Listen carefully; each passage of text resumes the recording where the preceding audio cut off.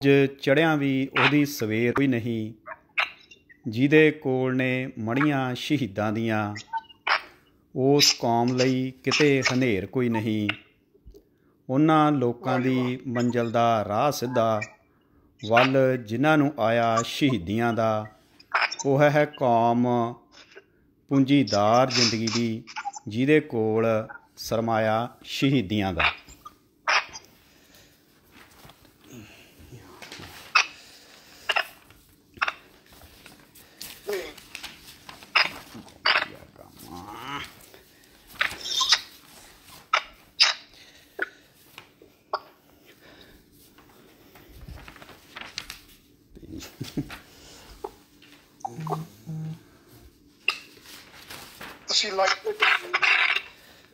ਸੋ Eknoor radio ਨਾਲ ਜੁੜੇ ਹੋਏ ਸ਼ਹਾਦਤਾਂ ਦੇ ਸਨਮੁਖ ਪ੍ਰੋਗਰਾਮ ਸੁਣ ਰਹੇ ਸਾਡੇ ਸਾਰੇ ਸਰੋਤਿਆਂ ਨੂੰ ਵਾਹਿਗੁਰੂ ਜੀ ਕਾ ਖਾਲਸਾ, ਵਾਹਿਗੁਰੂ ਜੀ ਕੀ ਫਤਿਹ। ਸਾਡੇ ਅੱਜ ਦੇ ਇਸ ਪ੍ਰੋਗਰਾਮ ਵਿੱਚ ਜਿੱਥੇ ਸ਼ਹਾਦਤ ਦਾ ਰੰਗ ਮਿਲੇਗਾ, ਉੱਥੇ ਨਾਲ ਹੀ ਸ਼ਹਾਦਤਾਂ ਨੂੰ ਕਿਵੇਂ ਰੋਲਿਆ ਜਾਂਦਾ ਹੈ ਜਾਂ ਕੰਡੈਮ ਕਰਨ ਦਾ ਰੰਗ ਵੀ ਮਿਲੇਗਾ। ਇਸ ਵਿੱਚ ਇਤਿਹਾਸਕ ਗ੍ਰੰਥਾਂ, ਇਤਿਹਾਸਕ ਸਰੋਤਾਂ ਦਾ ਰੰਗ ਵੀ ਮਿਲੇਗਾ ਅਤੇ ਸਾਡੇ ਸੋ ਕਾਲਡ ਇਤਿਹਾਸਕ ਵਿਦਵਾਨਾਂ ਦਾ ਇਤਿਹਾਸਕ ਗ੍ਰੰਥਾਂ ਪ੍ਰਤੀ ਬੇਰੁਖੀ ਅਤੇ ਨਰਾਦਰੀ ਵਾਲਾ ਰੰਗ ਵੀ ਮਿਲੇਗਾ। ਅੱਜ ਦਾ ਇਹ ਪ੍ਰੋਗਰਾਮ ਸਿੱਖ ਕੌਮ ਦੇ ਮਹਾਨ ਸ਼ਹੀਦ ਬਾਬਾ ਜ਼ੋਰਾਵਰ ਸਿੰਘ ਜੀ ਅਤੇ ਬਾਬਾ ਫਤਿਹ ਸਿੰਘ ਜੀ ਦੀ ਮਹਾਨ ਸ਼ਹਾਦਤ ਦੇ ਦੁਆਲੇ ਘੁੰਮਦਾ ਹੋਇਆ ਇਸ ਮਹਾਨ ਸਾਕੇ ਨਾਲ ਸੰਬੰਧਿਤ ਘਟਨਾਵਾਂ ਨੂੰ ਇਤਿਹਾਸਕ ਗ੍ਰੰਥਾਂ ਵਿੱਚੋਂ ਸਰੋਤਿਆਂ ਦੇ ਸਨਮੁਖ ਕਰੇਗਾ। ਸੋ ਇਸ ਪ੍ਰੋਗਰਾਮ ਵਿੱਚ ਮੇਰਾ ਸਾਥ ਦੇਣਗੇ ਭਾਈ ਅਮਰਜੀਤ ਸਿੰਘ ਜੀ। ਹਾਂਜੀ ਭਾਈ ਅਮਰਜੀਤ ਸਿੰਘ ਜੀ, ਵਾਹਿਗੁਰੂ ਜੀ ਕਾ ਖਾਲਸਾ, ਵਾਹਿਗੁਰੂ ਜੀ ਕੀ ਫਤਿਹ ਜੀ। ਵਾਹਿਗੁਰੂ ਜੀ ਕਾ ਖਾਲਸਾ ਭਾਈ ਸਾਹਿਬ ਜੀ, ਵਾਹਿਗੁਰੂ ਜੀ ਕੀ ਫਤਿਹ ਜੀ। ਸਰੋਤਿਆਂ ਨੂੰ ਵੀ ਵਾਹਿਗੁਰੂ ਜੀ ਕਾ ਖਾਲਸਾ, ਵਾਹਿਗੁਰੂ ਜੀ ਕੀ ਫਤਿਹ ਜੀ। ਬਹੁਤ ਵਧੀਆ ਯੂਨੀਕ ਪ੍ਰੋਗਰਾਮ ਤੁਸੀਂ ਲੈ ਕੇ ਆਂਦਾ ਆ ਜੀ। ਜਿਨ੍ਹਾਂ ਕੌਮਾਂ, ਜਿਹੜੀਆਂ ਕੌਮਾਂ ਇਤਿਹਾਸ ਭੁੱਲ ਜਾਂਦੀਆਂ ਨੇ ਤੇ ਹੌਲੀ ਹੌਲੀ ਧਰਤੀ ਦੇ ਨਕਸ਼ੇ ਦੇ ਉੱਪਰ ਉਹ ਆਪਣੀ ਹੋਂਦ ਨੂੰ ਖਤਮ ਕਰ ਲੈਂਦੀਆਂ ਨੇ, ਇਹ ਅਣਮੁੱਲਾ ਸਰਮਾਇਆ ਹੁੰਦਾ ਆ। ਤੇ ਇਹ ਹਰ ਪੀੜ੍ਹੀ ਦਾ ਫਰਜ਼ ਹੁੰਦਾ ਆ ਕਿ ਆਪਣੇ ਅਨਮੋਲ ਇਤਿਹਾਸ ਨੂੰ ਸੁਚੱਜੇ ਤਰੀਕੇ ਨਾਲ ਆਉਣ ਵਾਲੀਆਂ ਪੀੜ੍ਹੀਆਂ ਦੇ ਦਿਲਾਂ ਦੇ ਵਿੱਚ ਸਥਾਪਿਤ ਕਰਕੇ ਜਾਣ। ਸੋ ਮੈਂ ਮਹਿਸੂਸ ਕਰਦਾ ਕਿ ਜਿਸ ਤਰੀਕੇ ਦੇ ਨਾਲ ਸਿੱਖ ਇਤਿਹਾਸ ਦੇ ਉੱਤੇ, ਗੁਰ ਇਤਿਹਾਸ ਦੇ ਉੱਤੇ ਭਾਰੀ ਸ਼ੰਕੇ ਕੀਤੇ ਜਾ ਰਹੇ ਨੇ, ਸਿੱਖਾਂ ਦੇ ਦਿਲਾਂ ਦੇ ਵਿੱਚ ਆਪਣੇ ਹੀ ਇਤਿਹਾਸ ਪ੍ਰਤੀ ਨਫ਼ਰਤ ਭਰੀ ਜਾ ਰਹੀ ਆ।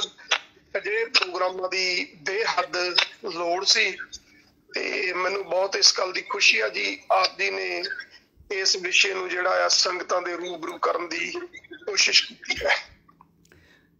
ਜੀ ਭਾਈ ਸਾਹਿਬ, ਜਿੱਥੇ ਸ਼ਹੀਦ ਅਣਖ ਆਬਰੂ ਸਿਧਾਂਤ ਦੂਜਿਆਂ ਦੇ ਹੱਕਾਂ ਲਈ ਆਪਣੀ ਜਾਨ ਨਿਛਾਵਰ ਕਰਨ ਤੋਂ ਵੀ ਪਿੱਛੇ ਨਹੀਂ ਹਟਦਾ, ਉੱਥੇ ਦੂਸਰੇ ਬੰਨੇ ਉਹ ਲੋਕ ਜੋ ਸਰੀਰ ਨੂੰ ਪਿਆਰ ਕਰਦਿਆਂ ਸੱਚ, ਧਰਮ, ਸਿਧਾਂਤ ਅਤੇ ਅਣਖ ਵੱਲੋਂ ਮੂੰਹ ਮੋੜ ਲੈਂਦੇ ਆ, ਕਾਇਰਤਾ ਵਾਲੀ ਬਿਰਤੀ ਭਾਰੂ ਹੋ ਜਾਂਦੀ ਆ। ਉਹ ਸ਼ਹਾਦਤ ਦੇਣੀ ਤਾਂ ਦੂਰ ਦੀ ਗੱਲ, ਸ਼ਹਾਦਤ ਦਾ ਨਾਂ ਸੁਣ ਕੇ ਵੀ ਉਹਨਾਂ ਨੂੰ ਕੰਬੜੀ ਛਿੜ ਜਾਂਦੀ ਆ। ਫਿਰ ਜੀ ਇਹ ਆਮ ਬੰਦੇ ਦੇ ਵੱਸ ਦੀ ਗੱਲ ਨਹੀਂ, ਇਸ ਵੱਡੇ ਪੱਧਰ ਦੀ ਗੱਲ ਦੇ ਬਾਰੇ ਵਿੱਚ ਸੋਚਣਾ। ਇਹ ਤੇ ਅੰਦਰ ਤੁਹਾਡੇ ਜਿਨ੍ਹਾਂ ਲੋਕਾਂ ਦੇ ਅੰਦਰ ਖੁਦਗਰਜੀ ਤੇ ਸਰੀਰ ਨੂੰ ਪਿਆਰ ਕਰਨ ਦੀ ਆਦਤ ਪਈ ਆ, ਉਹ ਸ਼ਹਾਦਤ ਸ਼ਬਦ ਨੂੰ ਸੁਣ ਕੇ ਪੀਲੇ ਪੈ ਜਾਂਦੇ ਆ। ਬਿਲਕੁਲ ਜੀ। ਫਿਰ ਉਹ ਇਤਿਹਾਸ ਵਿੱਚੋਂ, ਸਮਾਜ ਵਿੱਚੋਂ ਤਰ੍ਹਾਂ ਤਰ੍ਹਾਂ ਦੀਆਂ ਉਦਾਹਰਨਾਂ ਦਿੰਦੇ ਆ ਕਿ ਇਹ ਸ਼ਹਾਦਤਾਂ ਦੇ ਜਿਹੜੇ ਸਿਧਾਂਤ ਨੇ ਕੌਮਾਂ ਕੋਲ, ਜਾਂ ਤਾਂ ਉਹ ਪਿਛਲੇ ਸਮੇਂ ਵਿੱਚ ਵੀ ਸਹੀ ਨਹੀਂ ਸਨ ਜਾਂ ਅੱਜ ਦੇ ਸਮੇਂ ਵਿੱਚ ਇਹਨਾਂ ਦੀ ਕੋਈ ਲੋੜ ਨਹੀਂ। ਸਾਡੇ ਕੋਲ ਇਸ ਤਰ੍ਹਾਂ ਦੇ ਬਹੁਤ ਸਾਰੇ ਸਬੂਤ ਮੌਜੂਦ ਹਨ, ਉਦਾਹਰਨਾਂ ਹਨ ਅੱਜ ਦੇ ਸਮੇਂ ਵਿੱਚ। ਸਾਡੇ ਸਿੱਖ ਸਮਾਜ ਵਿੱਚ, ਜਿੱਥੋਂ ਇਹ ਸਿੱਧ ਹੁੰਦਾ ਹੈ ਕਿ ਇਹ ਲੋਕ ਜਿੱਥੇ ਸ਼ਹਾਦਤਾਂ ਤੋਂ ਇਨਕਾਰੀ ਹਨ, ਉੱਥੇ ਇਹ ਸ਼ਹੀਦਾਂ ਦੇ ਡੁੱਲੇ ਹੋਏ ਖੂਨ ਤੋਂ ਵੀ ਇਨਕਾਰੀ ਹੋ ਰਹੇ ਹਨ ਤੇ ਸ਼ਹੀਦੀਆਂ ਨੂੰ ਰੋਕਣ ਦੀ ਕੋਸ਼ਿਸ਼ ਕਰ ਰਹੇ ਜੀ। ਬਿਲਕੁਲ ਜੀ, ਬਿਲਕੁਲ ਜੀ। ਤੇ ਇਹ ਆਪ ਤਾਂ ਇਨਕਾਰੀ ਹੋ ਹੀ ਰਹੇ ਹਨ, ਉੱਥੇ ਸਿੱਖ ਕੌਮ ਦੇ ਵਿੱਚ ਵੀ ਇਹੋ ਜਿਹੇ ਭਰਮ ਭੁਲੇਖੇ ਪਾ ਰਹੇ ਹਨ, ਜਿਸ ਤੋਂ ਸਿੱਖ ਕੌਮ ਦੇ ਵਿੱਚ ਸ਼ਹਾਦਤ ਦੇ ਸਿਧਾਂਤ ਪ੍ਰਤੀ, ਸ਼ਹੀਦਾਂ ਪ੍ਰਤੀ, ਸ਼ਹੀਦਾਂ ਦੇ ਡੁੱਲੇ ਹੋਏ ਖੂਨ ਪ੍ਰਤੀ ਸ਼ੰਕੇ ਖੜ੍ਹੇ ਕੀਤੇ ਜਾ ਸਕਣ। ਉਹਨਾਂ ਬਹੁਤ ਸਾਰੀਆਂ ਉਦਾਹਰਨਾਂ ਵਿੱਚੋਂ ਇੱਕ ਉਦਾਹਰਨ ਆਪਾਂ ਆਪਣੇ ਸਰੋਤਿਆਂ ਨਾਲ ਸਾਂਝੀ ਕਰਨੀ ਚਾਹੁੰਦੇ ਹਾਂ, ਜਿਸ ਵਿੱਚ ਹਰਜਿੰਦਰ ਸਿੰਘ ਦਲਗੀਰ, ਜੋ ਆਪਣੇ ਆਪ ਨੂੰ ਆਪਣੇ ਨਾਂ ਦੇ ਅੱਗੇ ਡਾਕਟਰ ਹਰਜਿੰਦਰ ਸਿੰਘ ਦਲਗੀਰ ਲਾਉਂਦੇ ਆ,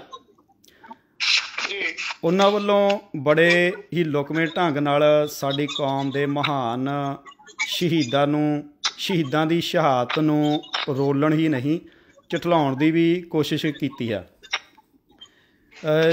ਜਿੱਥੇ ਤਰ੍ਹਾਂ ਤਰ੍ਹਾਂ ਦੇ ਸ਼ੰਕੇ ਪਾ ਕੇ ਸਾਡੇ ਇਤਿਹਾਸ ਨੂੰ ਸਾਤੋਂ ਦੂਰ ਕੀਤਾ ਜਾ ਰਿਹਾ ਹੈ, ਉੱਥੇ ਸਾਡੇ ਸ਼ਹੀਦਾਂ ਨੂੰ ਵੀ ਸਾਤੋਂ ਖੋਹਣ ਦੀਆਂ ਕੋਝੀਆਂ ਕੋਸ਼ਿਸ਼ਾਂ ਕਰ ਰਹੇ ਨੇ ਇਹ। ਜਿਸ ਤਰ੍ਹਾਂ ਤੁਹਾਨੂੰ ਚੇਤਾ ਹੀ ਹੋਵੇ ਕਿ ਪਿਛਲੇ ਦਿਨੀ ਡਾਕਟਰ ਸਾਹਿਬ ਵੱਲੋਂ ਇਹ ਕਿਹਾ ਗਿਆ ਸੀ ਕਿ ਸ਼੍ਰੀ ਅਕਾਲ ਤਖਤ ਸਾਹਿਬ 6ਵੇਂ ਪਾਤਸ਼ਾਹ ਵੱਲੋਂ ਨਹੀਂ ਬਣਾਇਆ ਗਿਆ ਜਾਂ ਨਹੀਂ ਉਸਾਰਿਆ ਗਿਆ। ਇਸੇ ਤਰ੍ਹਾਂ ਹੀ ਡਾਕਟਰ ਸਾਹਿਬ ਵੱਲੋਂ ਇੱਕ ਆਰਟੀਕਲ ਲਿਖ ਕੇ ਕੁਝ ਸਾਲ ਪਹਿਲਾਂ ਇਹ ਸਿੱਧ ਕਰਨ ਦੀ ਕੋਸ਼ਿਸ਼ ਕੀਤੀ ਸੀ ਕਿ ਭਾਈ ਮੋਤੀ ਰਾਮ ਜੀ ਮਹਿਰਾ ਨਾਂ ਦੀ ਕੋਈ ਸ਼ਖਸੀਅਤ ਸਿੱਖ ਇਤਿਹਾਸ ਵਿੱਚ ਨਹੀਂ ਹੋਈ। ਬਿਲਕੁਲ ਯਾਦ ਹੈ। ਹਾਂਜੀ, ਇਸ ਦੇ ਨਾਲ ਹੀ ਉਹਨਾਂ ਨੇ ਗੰਗੂ ਬ੍ਰਾਹਮਣ ਨੂੰ ਵੀ ਸ਼ੱਕ ਦੇ ਘੇਰੇ ਵਿੱਚ ਖੜ੍ਹਾ ਕੀਤਾ ਸੀ ਕਿ ਗੰਗੂ ਬ੍ਰਾਹਮਣ ਨਾਂ ਦਾ ਵੀ ਕੋਈ ਸ਼ਖਸ ਇਤਿਹਾਸ ਨਾਲ ਸੰਬੰਧਿਤ ਨਹੀਂ ਹੈਗਾ। ਸੋ 29 ਦਸੰਬਰ 2016 ਦੇ ਅਖਬਾਰ ਵਿੱਚ ਇੱਕ ਖਬਰ ਛਪੀ ਸੀ, ਜਿਸ ਦਾ ਹੈਡਿੰਗ ਜਸਟ ਇੱਕ ਮਿੰਟ ਮੈਂ ਮੁੜ ਕੱਢ ਲਾਂ, ਉਸ ਦਾ ਹੈਡਿੰਗ ਸੀ ਜੀ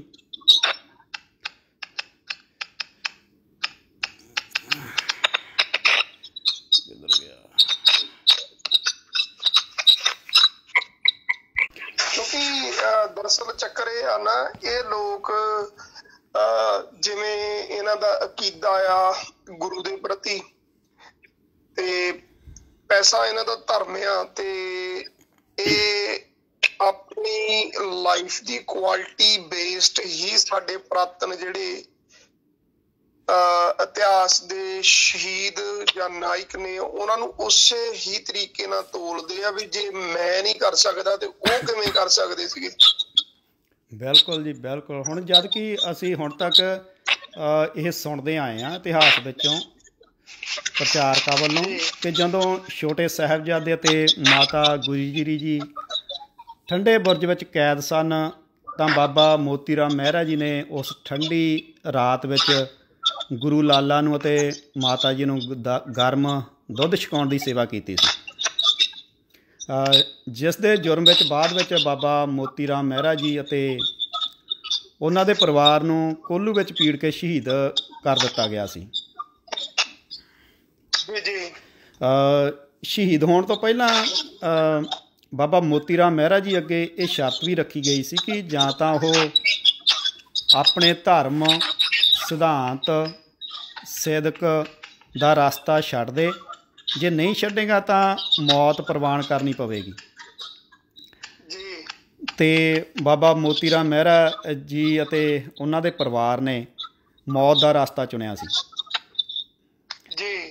ਸਰਦਾਰ ਕਪੂਰ ਸਿੰਘ ਜੀ ਉਹ ਲਿਖਦੇ ਨੇ ਸ਼ਹਾਦਤ ਬਾਰੇ ਕਿ ਜਿੱਥੇ ਮਨੁੱਖ ਕੋਲੇ ਬਚਣ ਲਈ ਸਾਰੇ ਰਸਤੇ ਮੌਜੂਦ ਹੋਣ ਅਤੇ ਉਹ ਮਨੁੱਖ ਫਿਰ ਵੀ ਮੌਤ ਦਾ ਰਾਹ ਚੁਣੇ, ਉਹ ਰਾਹ ਸ਼ਹਾਦਤ ਤੱਕ ਜਾਂਦਾ ਕਹਿੰਦੇ। ਸੋ ਇੱਥੇ ਵੀ ਬਾਬਾ ਮੋਤੀ ਰਾਮ ਜੀ ਮਹਿਰਾ ਕੋਲੇ ਅਤੇ ਉਹਨਾਂ ਦੇ ਪਰਿਵਾਰ ਕੋਲੇ ਦੋਨੋਂ ਰਸਤੇ ਮੌਜੂਦ ਸਨ, ਇੱਕ ਮੌਤ ਦਾ ਅਤੇ ਇੱਕ ਜੀਵਨ ਦਾ। ਮੌਤ ਵੀ ਇੱਕ ਖੌਫਨਾਕ ਰੂਪ ਵਿੱਚ ਆਉਣੀ ਸੀ। ਪਹਿਲਾਂ ਪੈਰ ਕੋਹਲੂ ਵਿੱਚ ਦਿੱਤੇ ਜਾਣਗੇ ਤੇ ਬਲਦ ਕੋਹਲੂ ਨੂੰ ਗੇੜਾ ਦੇਣਗੇ। ਫਿਰ ਹੌਲੀ ਹੌਲੀ ਦਰਦਨਾਕ ਪੀੜਾ ਦੀ ਮੌਤ ਸੀਗੀ ਜੀ। ਬਿਲਕੁਲ। ਫਿਰ ਹੌਲੀ ਹੌਲੀ ਦੇਖੋ, ਫੀਲ ਕਰੋ ਕਿ ਹੌਲੀ ਹੌਲੀ ਆਪਣਾ ਸਰੀਰ ਕੋਹਲੂ ਵਿੱਚ ਦੀ ਪੀੜਿਆ ਜਾਵੇਗਾ ਤੇ ਕੜ ਕਰਦੀਆਂ ਜਦੋਂ ਹੱਡੀਆਂ ਟੁੱਟਣਗੀਆਂ ਤੇ ਸਰੀਰ ਵਿੱਚੋਂ ਲਹੂ ਦੇ ਫੁਹਾਰੇ ਛੁੱਟਣਗੇ। ਕੋਹਲੂ ਗਿਰਦਾ ਹੋਇਆ ਛਾਤੀ ਤੱਕ ਆਵੇਗਾ। ਫਿਰ ਕਿਤੇ ਜਾ ਕੇ ਪ੍ਰਾਣ ਜਿਹੜੇ ਹੈਗੇ ਆ ਉਹ ਸਰੀਰ ਵਿੱਚੋਂ ਉੱਡਣਗੇ। ਸੋ ਆਓ ਹੁਣ ਆਪਾਂ ਪ੍ਰੋਗਰਾਮ ਨੂੰ ਅੱਗੇ ਤੋਰਦੇ ਹੋਏ ਇਹਨਾਂ ਘਟਨਾਵਾਂ ਨੂੰ ਲੜੀਵਾਰ ਰੂਪ ਵਿੱਚ ਇਤਿਹਾਸਕ ਸਰੋਤਾਂ ਵਿੱਚੋਂ ਲੈ ਕੇ ਅੱਗੇ ਤੋਰਦੇ ਹਾਂ ਜੀ। ਸੋ ਸਭ ਤੋਂ ਪਹਿਲਾਂ ਸਰੋਤਿਆਂ ਤੋਂ ਸ਼ੁਰੂ ਵਿੱਚ ਹੀ ਆਪਾਂ ਮਾफ़ੀ ਮੰਗ ਲੈਂਦੇ ਹਾਂ ਕਿ ਸ਼ਬਦਾਂ ਨੂੰ ਬੋਲਦੇ ਹਾਂ ਜਾਂ ਘਟਨਾਵਾਂ ਨੂੰ ਬਿਆਨ ਕਰਦੇ ਹਾਂ ਬਹੁਤ ਸਾਰੀਆਂ ਗਲਤੀਆਂ ਹੋ ਜਾਣਗੀਆਂ। ਸੋ ਉਹਨਾਂ ਲਈ ਪਹਿਲਾਂ ਹੀ ਮਾफ़ੀ ਮੰਗ ਲੈਂਦੇ ਹਾਂ ਜੀ। ਨਹੀਂ, ਕੋਈ ਗੱਲ ਨਹੀਂ। ਤੁਸੀਂ ਭੁੱਲਣ ਅੰਦਰ ਸਭ ਕੋ ਭੁੱਲ ਗੁਰੂ ਕਰਤਾਰ। ਆਪਣੇ ਬੈਸਟ ਆਫ ਯੂਰ ਅਬਿਲਿਟੀ ਕੋਸ਼ਿਸ਼ ਕਰੋ ਕਿ ਆਪਾਂ ਉਹਨਾਂ ਸ਼ਹੀਦਾਂ ਦੀ ਉਸਤਤ ਦੇ ਵਿੱਚ ਸੰਗਤ ਦੇ ਨਾਲ ਵਿਚਾਰਾਂ ਦੀ ਸਾਂਝ ਕਰ ਰਹੇ ਹਾਂ, ਸਜਦਾ ਕਰ ਰਹੇ ਹਾਂ, ਪ੍ਰਣਾਮ ਕਰ ਰਹੇ ਹਾਂ, ਆਪਾਂ ਕਰ ਸਕੀਏ ਤੇ ਗੁਰੂ ਬਖਸ਼ਿੰਦਾ ਜੀ। ਸੋ ਗੱਲ ਆਪਾਂ ਸਾਰਸਾ ਨਦੀ ਦੇ ਕੰਢੇ ਤੋਂ ਜਿਹੜੀ ਜੰਗ ਹੋਈ ਸੀ ਉੱਥੋਂ ਸ਼ੁਰੂ ਕਰਦੇ ਹਾਂ। ਜਦੋਂ ਧਰਮ ਦੀਆਂ ਸੌਹਾਂ ਖਾ ਕੇ ਸਤਿਗੁਰ ਜੀ ਨੂੰ ਸ਼੍ਰੀ ਅਨੰਦਪੁਰ ਸਾਹਿਬ ਛੱਡਣ ਲਈ ਤਰਲੇ ਅਤੇ ਮਿੰਨਤਾਂ ਪਾਉਣ ਵਾਲੇ ਅਧਰਮੀ ਜਿਹੜੇ ਪਹਾੜੀ ਰਾਜੇ ਸੀ ਅਤੇ ਮੁਗਲਾਂ ਨੇ ਸਭ ਸੌਹਾਂ ਭਰੇ ਵਾਅਦੇ ਜੋ ਕੀਤੇ ਛਿੱਕੇ ਟੰਗ ਕੇ ਆਨੰਦਪੁਰੀ ਨੂੰ ਛੱਡ ਕੇ ਜਾ ਰਹੇ ਸਤਿਗੁਰ ਜੀ ਅਤੇ ਸਿੱਖਾਂ ਦੇ ਉੱਪਰ ਹਮਲਾ ਬੋਲ ਦਿੱਤਾ ਪਿੱਛੋਂ। ਸੋ ਇਸ ਘਟਨਾ ਨੂੰ ਇਸ ਜੰਗ ਬਾਰੇ ਇਸ ਘਟਨਾ ਨੂੰ ਜੋਗੀ ਅੱਲਾ ਯਾਰ ਖਾਂ ਇਸ ਤਰ੍ਹਾਂ ਲਿਖਦੇ ਨੇ। ਉਹ ਕਹਿੰਦੇ ਨੇ ਕਿ ਬਦਬਖਤੋਂ ਨੇ ਜੋ ਵਾਅਦਾ ਕੀਆ ਥਾ ਬਿਸਰ ਗਏ, ਨਾ ਮਰਦ ਕੌਲ ਕਰਕੇ ਜਵਾਨ ਸੇ ਮੁਕਰ ਗਏ, ਗੋਬਿੰਦ ਸਿੰਘ के शेर भी फौरन बिफर गए, तलवारें सूत सूत के रन में उतर गए, मैदान को एक आन में चरंग कर दिया, रुस्तम भी आया सामने तो दंग कर दिया। क्या बात है, क्या बात है। सो ਬਾਬਾ ਅਜੀਤ ਸਿੰਘ ਜੀ, ਭਾਈ ਉਦੈ ਸਿੰਘ ਜੀ ਅਤੇ ਭਾਈ ਜੀਵਨ ਸਿੰਘ ਜੀ ਆਦਿਕ ਨੇ ਸਿੰਘਾਂ ਦੀਆਂ ਫੌਜਾਂ ਨਾਲ ਵੈਰੀਆਂ ਦੇ ਟਿੱਡੀ ਦਲ ਨੂੰ ਰੋਕ ਕੇ ਲੋਹੇ ਦੇ ਚਣੇ ਚਬਾਉਂਦਿਆਂ ਇੱਥੇ ਘਸਮਾਣ ਦਾ ਜੰਗ ਕੀਤਾ ਅਤੇ ਵੈਰੀ ਦਲ ਨੂੰ ਰੋਕੀ ਰੱਖਿਆ। ਸੋ ਇੱਥੇ ਭਾਈ ਉਦੈ ਸਿੰਘ ਜੀ ਜੋ ਸ਼ਾਹੀ ਟਿੱਬੀ ਦੇ ਅਸਥਾਨ 'ਤੇ ਜਿਹੜਾ ਜੰਗ ਹੋਇਆ ਸੀ ਉੱਥੇ ਸ਼ਹਾਦਤ ਦਾ ਜਾਮ ਪੀ ਜਾਂਦੇ ਆ। ਇਹ ਭਾਈ ਉਦੈ ਸਿੰਘ ਜੀ ਭਾਈ ਬਚਿੱਤਰ ਸਿੰਘ ਜੀ ਦੇ ਸਕੇ ਭਰਾ ਸਨ ਅਤੇ ਸ਼ਹੀਦ ਭਾਈ ਮਨੀ ਸਿੰਘ ਉਹਨਾਂ ਦੇ ਇਹ ਸਪੁੱਤਰ ਸਨ ਜੀ। ਸੋ ਇੱਥੇ ਅੱਲਾਹੂ ਅਕਬਰ ਅਤੇ ਜਵਾਬ ਵਿੱਚ ਗੂੰਜਦੇ ਸਤਿ ਸ਼੍ਰੀ ਅਕਾਲ ਦੇ ਜਕਾਰੇ ਕਾਲੀ ਬੋਲੀ ਪੋਹ ਦੀ ਰਾਤ ਨੂੰ ਹੋਰ ਵੀ ਭਿਆਨਕ ਬਣਾ ਰਹੇ ਸਨ। ਇੱਕ ਸਰਦਾਰ ਸਾਹਿਬ, ਮੈਂ ਇੱਕ ਆਪ ਜੀ ਨੂੰ ਬੇਨਤੀ ਕਰਨੀ ਚਾਹੁੰਦਾ। ਮੈਨੂੰ ਹੁਣੇ ਇੱਕ ਸਰੋਤੇ ਵੱਲੋਂ ਮੈਸੇਜ ਆਇਆ। ਤੁਸੀਂ ਇੱਕ ਤੁਹਾਡੇ ਫੋਨ 'ਚ ਥੋੜ੍ਹੀ ਜਿਹੀ ਈਕੋ ਦੀ ਆਵਾਜ਼ ਆ ਰਹੀ ਹੈ ਸ਼ਾਇਦ, ਤੇ ਇਹਨੂੰ ਇੱਕ ਜਗ੍ਹਾ ਸਹੀ ਤਰੀਕੇ ਨਾਲ ਸਥਾਪਿਤ ਮਾੜਾ ਕਰਕੇ ਤੇ ਫਿਰ ਸੈਟਿੰਗ ਕਰੋ। ਦੇਖੋ ਕੀ ਵਜ੍ਹਾ ਆ ਰਹੀ ਹੈ। ਥੋੜ੍ਹੀ ਆਵਾਜ਼ ਬੈਕ ਐਂਡ ਫੋਰਥ ਟਕਰਾ ਰਹੀ ਹੈ ਥੋੜ੍ਹੀ ਜਿਹੀ। ਓਕੇ, ਹੁਣ ਦੇਖ ਲੈਂਦੇ ਜੀ। ਵਾਹਿਗੁਰੂ ਜੀ। ਹਾਂਜੀ, ਸੋ ਸਰਸਾ ਦਾ ਪਾਣੀ ਸ਼ੁਗਦਾ ਹੋਇਆ ਕੰਢਿਆਂ ਤੋਂ ਬਾਹਰ ਹੋ ਕੇ ਉਬਾਲੇ ਮਾਰ ਰਿਹਾ ਹੈ। ਹੱਥ ਪਸਾਰਿਆਂ ਨਜ਼ਰ ਨਹੀਂ ਸੀ ਆ ਰਿਹਾ।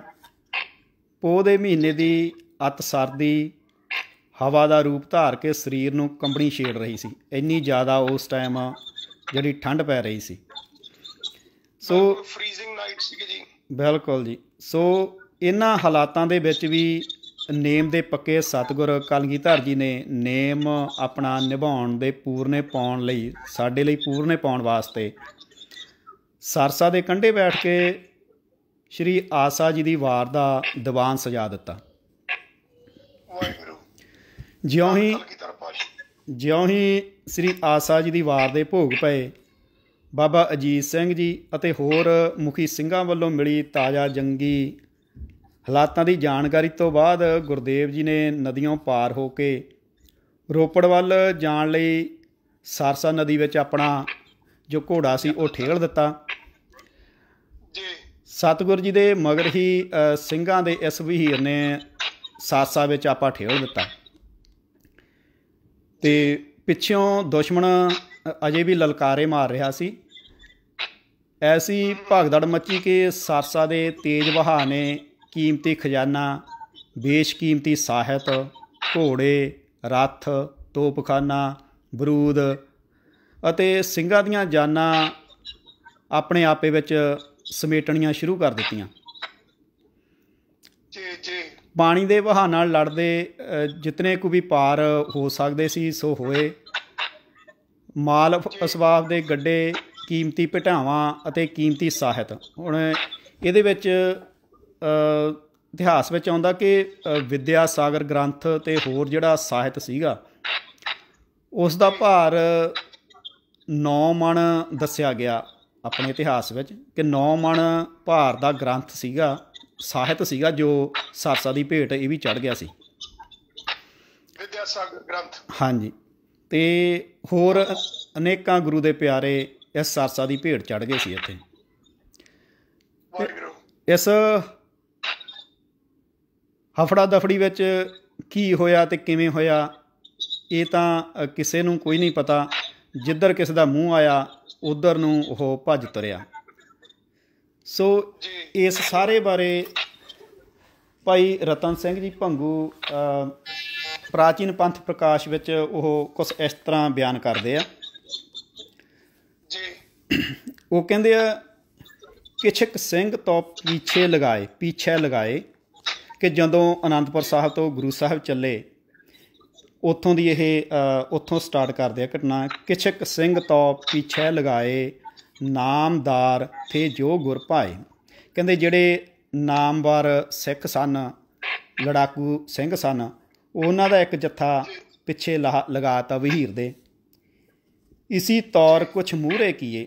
ਇਸੇ ਤਰ੍ਹਾਂ ਕਹਿੰਦੇ ਕੁਝ ਸਿੰਘਾਂ ਦਾ ਜੱਥਾ ਉਹ ਸਭ ਤੋਂ ਅੱਗੇ ਕਰ ਦਿੱਤਾ, ਜਿਹੜੇ ਲੜਨ ਵਾਲੇ ਸਿੰਘ ਸਨ। ਕਿਛਕ ਦੁਬੱਲੀ ਥੇ ਕਰ ਦੀਏ।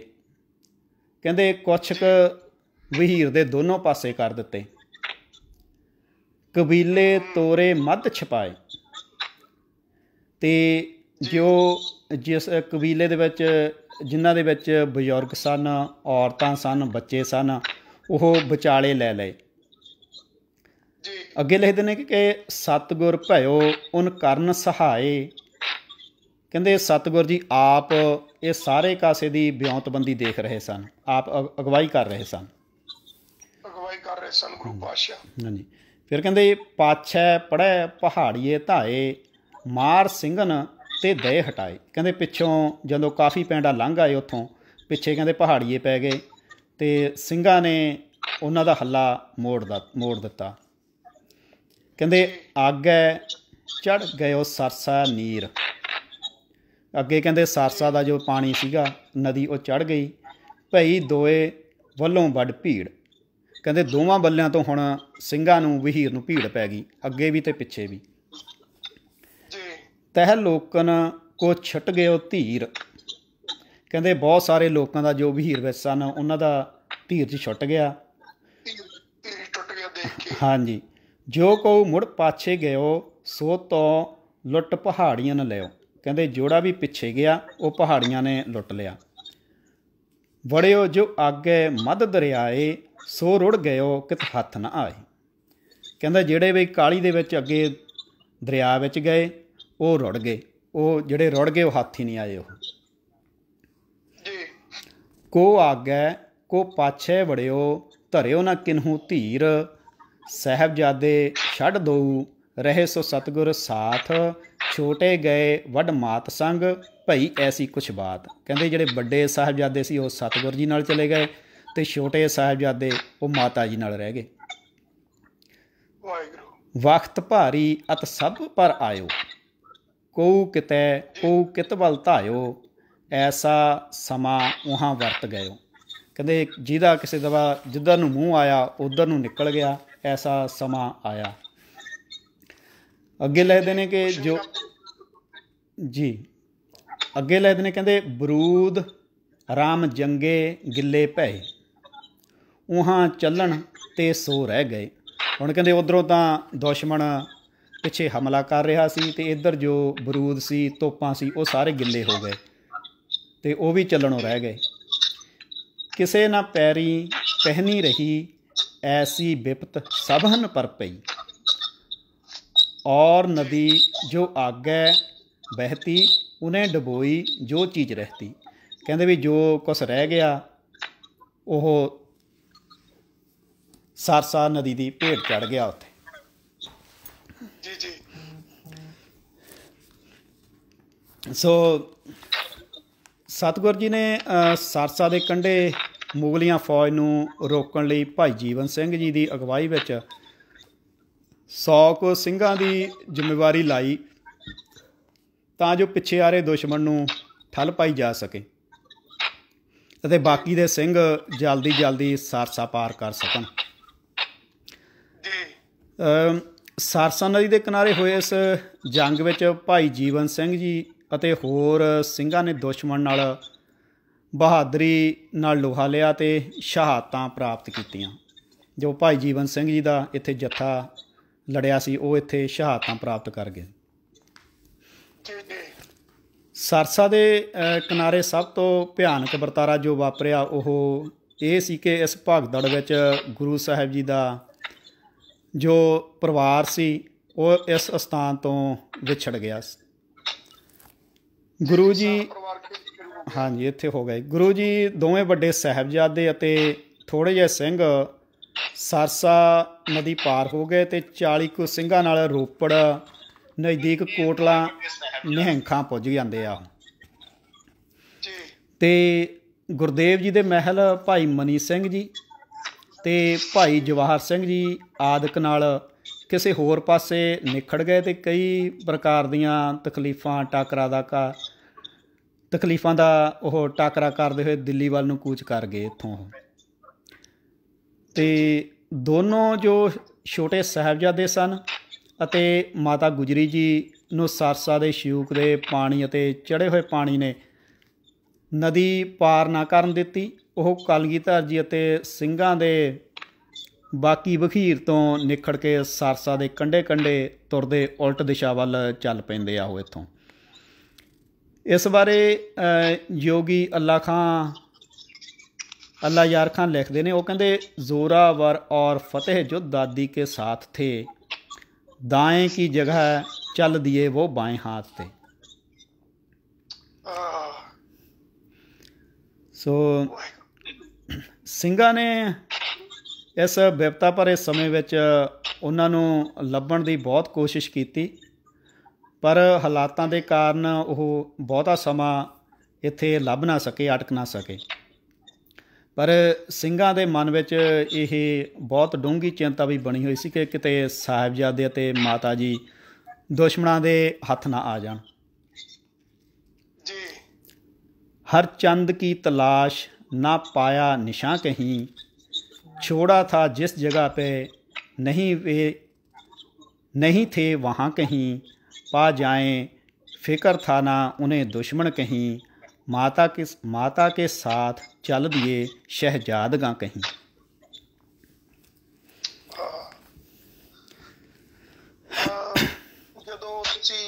ਇਤਿਹਾਸਕ ਬੋਲਾਂ ਨੂੰ ਪੜ੍ਹ ਰਹੇ ਹੋ ਤੇ ਸੱਚ ਕਰਕੇ ਜਾਣਿਓ ਬਈ ਸ਼ਰਵਣ ਕਰਦਿਆਂ ਜਿਹੜਾ ਆ ਮਨ ਤੇ ਅੱਖਾਂ ਡੁੱਲ ਕੇ ਖਾਂਦੀਆਂ ਨੇ। ਔਰ ਜਿਸ ਇਤਿਹਾਸਕਾਰ ਨੇ ਆਪਣੀ ਕਲਮ ਦੇ ਵਿੱਚ ਇਹਨਾਂ ਹਾਲਾਤਾਂ ਨੂੰ ਸ਼ਬਦਾਂ ਰਾਹੀਂ ਗੁੰਦ ਕੇ ਗ੍ਰੰਥਾਂ ਦੇ ਵਿੱਚ ਦਰਜ ਕੀਤਾ ਹੋਊਗਾ, ਉਸ ਲਿਖਾਰੀ ਦੇ ਮਨ ਦੀ ਭਾਵਨਾ ਕਿਤਨੀ ਪ੍ਰਬਲ ਹੋਵੇਗੀ। ਔਰ ਮੈਂ ਜਦੋਂ ਇਹਨਾਂ ਮੂਰਖ ਇਤਿਹਾਸ ਨੂੰ ਰੱਦ ਕਰਨ ਵਾਲੇ ਲੋਕਾਂ ਦੀ ਭਾਵਨਾ ਦੇਖਦਾ ਆ ਤੇ ਮੈਨੂੰ ਤੇ ਉਸ ਤਰ੍ਹਾਂ ਹੀ ਲੱਗਦੇ ਆ ਚੀਨੀ ਲੋਕ ਦਾ ਕਿਸੇ ਦਾ ਦਿਲ ਨਹੀਂ ਹੈਗੇ ਆ ਵੀ ਜਿੱਦਾਂ ਭੁੰਨ ਭੁੰਨ ਕੇ ਦੁਨੀਆ ਦੇ ਵਿੱਚ ਜੀਂਦੇ ਜਾਨਵਰਾਂ ਨੂੰ ਖਾ ਰਹੇ ਆ। ਇਹ ਭਾਵਨਾ ਰਹਿਤ ਹਿਰਦੇ ਆ। ਇਹਨਾਂ ਨੂੰ ਜਿਹੜਾ ਬਰਾਗ ਸ਼ਕਤ ਗ੍ਰੰਥ ਦਾ ਜਿਹੜਾ ਰਚਾਇਤਾ ਆ ਨਾ, ਉਹਨੇ ਲਿਖਿਆ ਕਿ ਜਿਸ ਹਿਰਦੇ ਦੇ ਵਿੱਚ ਭਾਵਨਾ ਨਹੀਂ ਹੈਗੀ ਉਹ ਹਿਰਦਾ ਨਹੀਂ, ਉਹ ਇੱਕ ਪਸ਼ੂ ਆ। ਸੋ ਜਿਹੜਾ ਤੂੰ ਇਹਨਾਂ ਗ੍ਰੰਥਾਂ ਨੂੰ ਪੜ੍ਹਨ ਵਾਸਤੇ ਅੱਗੇ ਦਿਲਾਂ ਦੇ ਵਿੱਚ ਕੋਈ ਭਾਵਨਾ ਹੀ ਹੈ ਨਹੀਂ, ਜਿਨ੍ਹਾਂ ਦੇ ਇੱਕ ਇੱਕ ਬਚਨ ਜਿਹੜੇ ਆ ਪਿਆਰ ਵਾਲੇ ਸਿੱਖ ਦੇ ਕੰਨਾਂ ਰਾਹੀਂ ਜਾਂਦੇ ਇਸ ਤਰ੍ਹਾਂ ਮਹਿਸੂਸ ਹੁੰਦੇ ਆ, ਜਿਸ ਤਰੀਕੇ ਦੇ ਨਾਲ ਕਰਦ ਦਾ ਤਿੱਖਾ ਸਿਰਾ ਦਿਲ ਦੇ ਉੱਤੇ ਚੀਰੇ ਦੇ ਰਿਹਾ ਹੋਵੇ ਤੇ ਉਹ ਪੀੜਾ ਜਿਹੜੀ ਨਾ ਬਰਦਾਸ਼ਤ ਹੋਵੇ, ਨਾ ਚਾਹੁੰਦੇ ਵੀ ਅੱਖਾਂ ਦੇ ਵਿੱਚੋਂ ਨੀਰ ਵਹਿ ਤੁਰੇ। ਜੇ ਲਿਖਾਰੀਆਂ ਦੀਆਂ ਲਿਖਤਾਂ ਨੂੰ ਇਹ ਅਜੋਕੇ ਪ੍ਰਚਾਰਕ ਜਾਂ ਅਜੋਕੇ ਸਾਡੇ ਵਿਕੇ ਹੋਏ ਇਤਿਹਾਸਕਾਰ ਕਿਸ ਤਰੀਕੇ ਦੇ ਨਾਲ ਹਰ ਗੱਲ ਨੂੰ ਰੱਦ ਕਰ ਰਹੇ ਆ, ਕਿਤਨਾ ਬੜਮੁੱਲਾ ਖਜ਼ਾਨਾ ਹੈ ਆਪਣੇ ਪਾਸ। ਇਸ ਗੱਲ ਦੀ ਬਹੁਤ ਵੱਡੀ ਪੀੜਾ ਆ ਤੇ ਕੌਮ ਇਸ ਵਿੱਚ ਬਹੁਤ ਵੱਡੀ ਤਰਾਸਦੀ ਦੇ ਵਿੱਚੋਂ ਦੀ ਗੁਜ਼ਰ ਰਹੀ ਹੈ ਜੀ। ਬਿਲਕੁਲ ਜੀ। ਸੋ ਅੱਗੇ ਚੱਲਦੇ ਹਾਂ ਆਪਾਂ। ਤੇ ਹਾਂਜੀ, ਹਨੇਰੀ ਰਾਤ ਸੀ ਉਸ ਟਾਈਮ, ਵਿਖੜਾ ਪੈਂਡਾ ਤੇ ਅੱਗੇ ਪਿੱਛੇ ਦੁਸ਼ਮਣ। ਇਸ ਤਰ੍ਹਾਂ ਆਪਣਿਆਂ ਤੋਂ ਵਿਛੜ ਕੇ ਗੁਰੂ ਮਾਤਾ ਅਤੇ ਨੰਨੇ ਸਾਹਿਬਜ਼ਾਦੇ ਸਰਸੇ ਦੇ ਕੰਢੇ ਉੱਗੇ ਹੋਏ ਸਰਕੰਡਿਆਂ ਵਿੱਚੋਂ ਦੀ ਹੁੰਦੇ ਹੋਏ ਉਹ ਅਗਲੇ ਰਾਹਾਂ ਦੇ ਪੰਧ ਪੈ ਜਾਂਦੇ ਆ। ਆਪਣੀ ਬਹਾਦਰ ਦਾਦੀ ਦੇ ਨਾਲ ਤੁਰੇ ਜਾਂਦੇ ਆਲੇ ਦੁਆਲੇ ਹਨੇਰੇ ਵਿੱਚ ਗੁਰੂ ਪਿਤਾ, ਭਰਾਵਾਂ ਅਤੇ ਸਿੰਘਾਂ ਨੂੰ ਲੱਭ ਰਹੇ ਆ। ਕਵੀ ਇਸ ਬਾਰੇ 2 ਲਾਈਨਾਂ ਲਿਖਦਾ। ਉਹ ਕਹਿੰਦਾ, ਰਾਸਤੇ ਸੇ ਜਬ भटक गए नन्हे सवार थे, तकते थे पिता को चारों तरफ बार बार थे।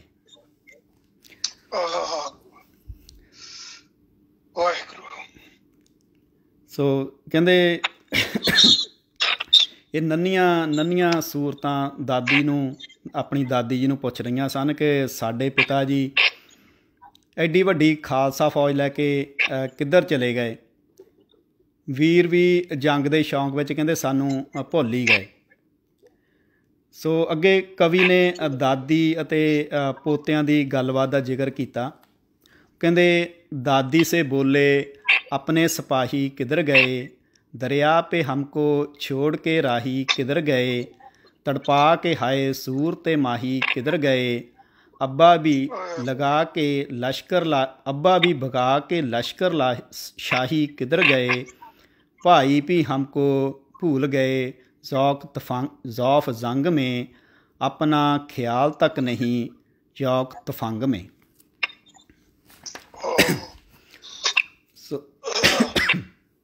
ਸੋ ਸਤਿਗੁਰ ਜੀ ਦੇ ਪਿਆਰੇ ਅਤੇ ਨੰਨੇ ਸਾਹਿਬਜ਼ਾਦੇ ਵਾਰੀ ਦਾਦੀ ਮਾਤਾ ਨੂੰ ਕਹਿ ਰਹੇ ਸਨ ਕਿ ਜਦੋਂ ਸਾਡੇ ਪਿਤਾ ਜੀ ਵੱਡੇ ਵੀਰ ਅਜੀਤ ਸਿੰਘ ਜੀ ਅਤੇ ਵੀਰ ਜੁਝਾਰ ਸਿੰਘ ਜੀ ਇਹਨਾਂ ਨਾਲ ਜੰਗ ਜਿੱਤ ਕੇ ਵਾਪਸ ਪਰਤਣਗੇ, ਕਹਿੰਦੇ ਅਸੀਂ ਉਹਨਾਂ ਨਾਲ ਗੱਲ ਨਹੀਂ ਕਰਨੀ, ਅਸੀਂ ਰੁੱਸ ਜਾਣਾ।